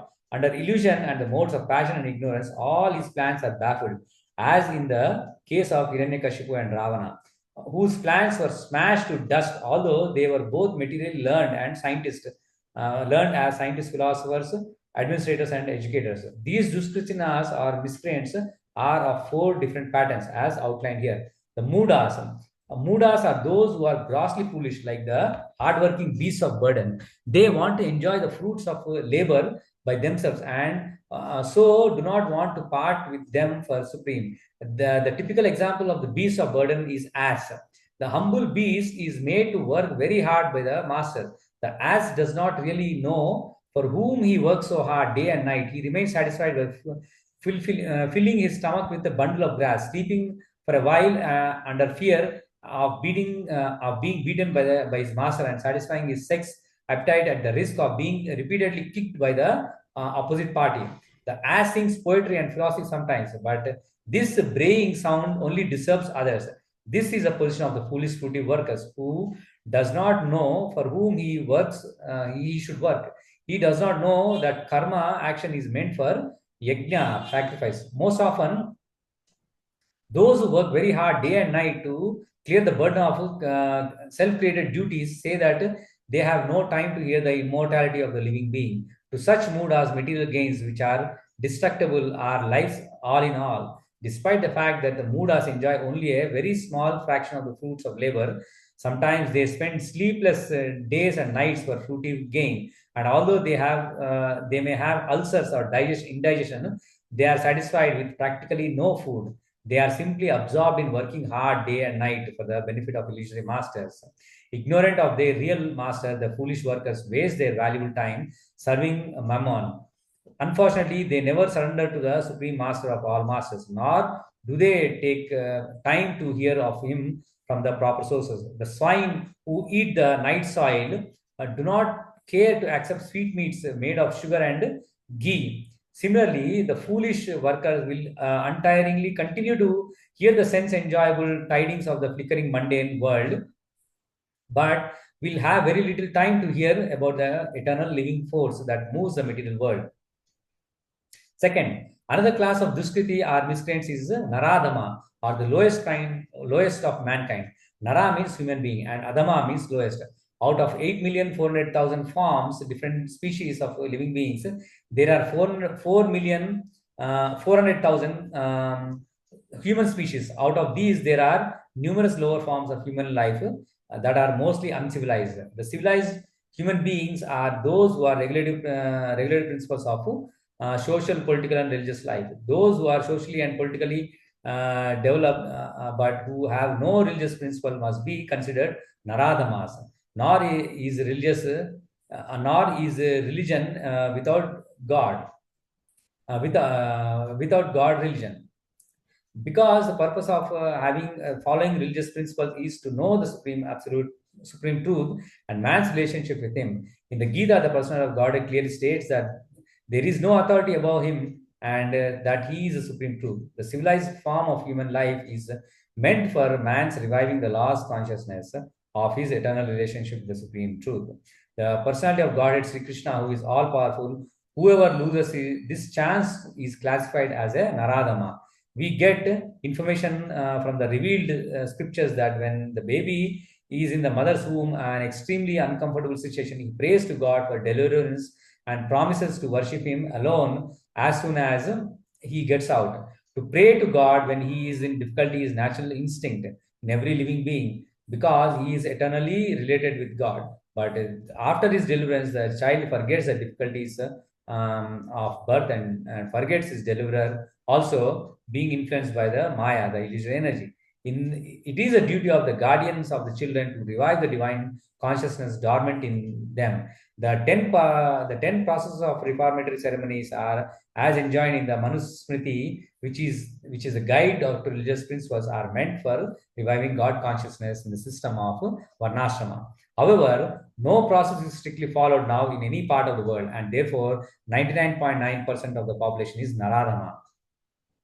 When the whole population becomes Naradama, naturally, all this so-called education is made null and void by the all-powerful energy of the material, physical nature. According to the standard of Gita, a learned man is he who sees on equal terms a learned Brahmana, dog, cow, elephant, and dog eater. That is the vision of true devotee. Sri Nityananda Prabhu, who is the incarnation of Godhead as a divine master, delivered the typical Naradamas, the brothers Jagai and Madai, and showed how the mercy of the real devotee is bestowed upon the lowest of mankind.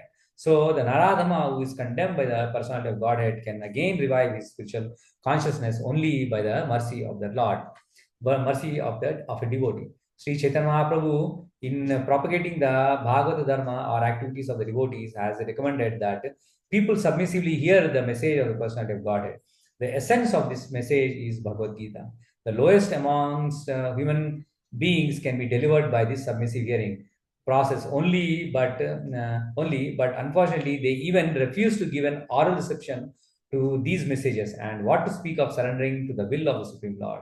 Naradamas, are the lowest of the mankind, willfully neglect the prime duty of human being. Third, the next class of man is Duskriti, is called Maya Krita Jnana, are those whose persons who are erudite knowledge has been nullified by the influence of illusory material nature, material energy. They are mostly very learned fellows, great philosophers, poets, literati, scientists, etc. But the illusionary energy misguides them, and therefore they disobey the Supreme Lord. There are great number of Maya Krita Jnana at the present moment.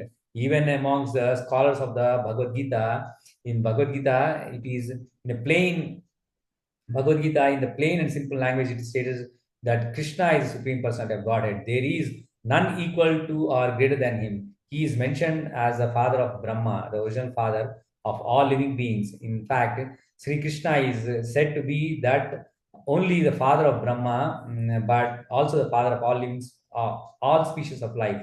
He is a root of impersonal Brahman and Paramatma. The super soul is very super soul in every entity is his plenary portion. He is a fountainhead of everything, and everyone is advised to surrender unto him, unto his lotus feet.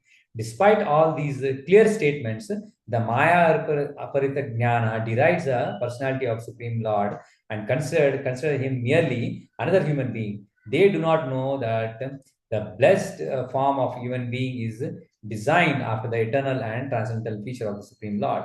All the unauthorized interpretations of Gita by the class of Maya Parita Jnana outside the purview of the Parampara system are so many stumbling blocks on the path of spiritual understanding. The deluded interpreters do not surrender unto the lotus feet of Sri Krishna, nor do they teach others to follow this principle. Fourth one, the last class of Duskriti is called Asurim Bhavam Ashrita, or those of demonic principles. This class is openly atheistic. Some of them argue that the Supreme Lord can never descend upon this material world, but they are unable to give any tangible reasons as to why not. There are others who make him subordinate to the impersonal feature, although the opposite is declared in the Gita. Envious of the Supreme Personality of Godhead, the atheists will present a number of illicit incarnations manufactured in the factory of his brain. Such persons whose very principle of life is to decry the personality of Godhead cannot surrender unto the lotus feet of Krishna. Sri Yamunacharya Alabandaru of South India said, "Oh my Lord, you are unknowable to persons involved with atheistic principles.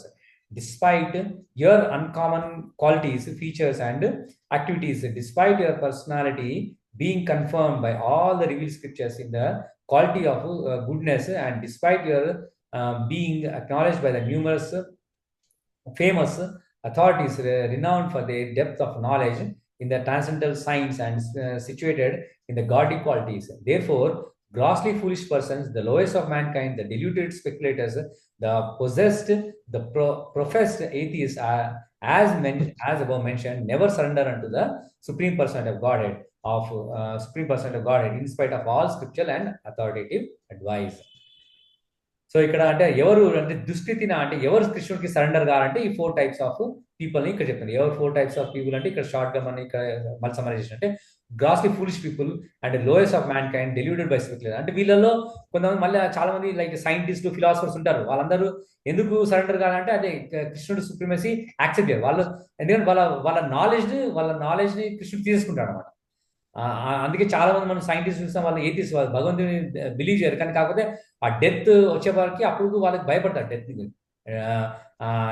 ఎందుకంటే surrender కాలేదని వాళ్ళకి. So అది ఆ nature ఉన్న వాళ్ళు కృష్ణుడికి surrender కాలేదని. So చాలా ఇంపార్టెంట్ వర్స్, బట్ దీని గురించి చాలా ఉంది, మరి కావాలని నెక్స్ట్ వీక్ మనం డిస్కస్ చేస్తాం అనమాట. బట్ అర్థమైంది అనుకుంటా కదా. సో ఆ దుష్కృతి ఉన్న వాళ్ళు లాస్ట్ టైం నేనే చదివిన ఈ వర్స్. అదే చాలా చాలా ఇంపార్టెంట్, నాకు చాలా మంచి అనిపిస్తాయి ఈ చాప్టర్, ఎస్పెషల్లీ ఈ వర్సెస్. ఎందుకంటే ఎవరు మనకు అప్పుడు నేను క్లాస్ భగవద్గీత అడుగుతున్నాను అంటే ఎవరు మరి ఇంత మంచి నాలెడ్జ్ ఉందా, మరి ఎందుకు వీళ్ళు అంటే ఆ నాలెడ్జ్ ని భగవంతుడు తీసుకుంటామంట. ఎందుకంటే వాళ్ళు సైంటిస్ట్ కావాలి వేరే. ఇప్పుడు మెయిన్ ఎస్పెషల్లీ ఒక ఎగ్జాంపుల్ చెప్దాం అనుకున్నాను. రావణుడు ఎంతో తపస్సు చేసి లంకని తెచ్చుకున్నాడు, కానీ ఎందుకంటే ఆయన సరెండర్ కాలేదు. కానీ విభీషణుడు ఏమి చేయకుండా జస్ట్ రాముడికి సరెండర్ అయ్యింది అనమాట. జస్ట్ సరెండర్ అయినందుకు లంక మొత్తం విభీషణ్కి ఇచ్చింది. సో అట్లా మనం అనుకుంటాం మన స్వయం శక్తితో మనము తెచ్చుకుందాం, ఇది చేసుకుందాం, అది చేసుకుందాం. కానీ ఒక సింపుల్ ఉన్నాడు, సింపుల్ డివోటీ ఉన్నాడు, డివోటీ ఉండి సింపుల్ భగవంతుడు ప్రార్థన చేస్తే మనకి భగవంతుడు మనకి అవన్నీ ఇస్తాడు అన్నమాట. సో అది ఈజీ అన్నమాట. కానీ మనం కాకపోతే మనం మెటీరియల్ ఇవాళ రేపు మన స్కూల్లో కాలేజీలో నేర్పించింది అంటే మనం కష్టపడి చదవాలి, అజ్జాలి ఇచ్చాలంటే నువ్వు కష్టపడి, కానీ కాకపోతే మనం భగవంతుడు డిపెండింగ్ నేచర్ ఉండాలి. కానీ అది వాళ్ళు మిస్గైడ్ చేస్తున్నారు. ఏంటంటే భగవంతుడు లేడు అని చెప్తారు, డైరెక్ట్గా చెప్పకపోయినా ఇండైరెక్ట్ చెప్తారు. సో నీ శక్తితో నువ్వే చేసుకోవచ్చు అట్లా అంటారు. కానీ కాకపోతే మన శక్తి లిమిటెడే అనమాట. ఇప్పుడు ప్రహ్లాదుడు, ధ్రువుడు వాళ్ళందరూ ఉన్నారు కదా, వాళ్ళ ఓన్లీ ఎంత కష్టపెట్టినా అని వాళ్ళ పేరెంట్స్, ఎస్పెషల్లీ ప్రహ్లాద్ మహారాజ్ వాళ్ళ ఫాదర్ హిరణ్యకశిపుడు ఎంత కష్టపడినా జస్ట్ ప్రహ్లాద్ ఓన్లీ భగవంతుని డిపెండ్ అయిన అనమాట. అందుకే నరసింహదేవుడు ఆయన కోసం అవతరించిన అనమాట. సో అట్లా మనము ఆ సరెండర్ నేచర్ తెచ్చుకోవడం అనుకో మనకి భగవంతుని చేరుకోవడం ఈజీ అనమాట. లేదంటే ఇప్పుడు రావణ్ లాగా, హిరణ్యకశిపుడు లాగా ఎంతో కష్టపడి ఎంతో చేసినా అని అది పర్మనెంట్ కాదన్నమాట. ఓకే అంత చదువుతావా ఇది? ఓకేందా? ఓకే.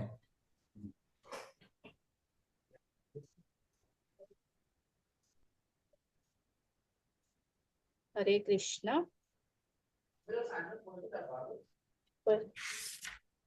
నేను చదవాలా ప్రభుజీ? కలిసి చదువుదాం. నువ్వు పాడు. హరే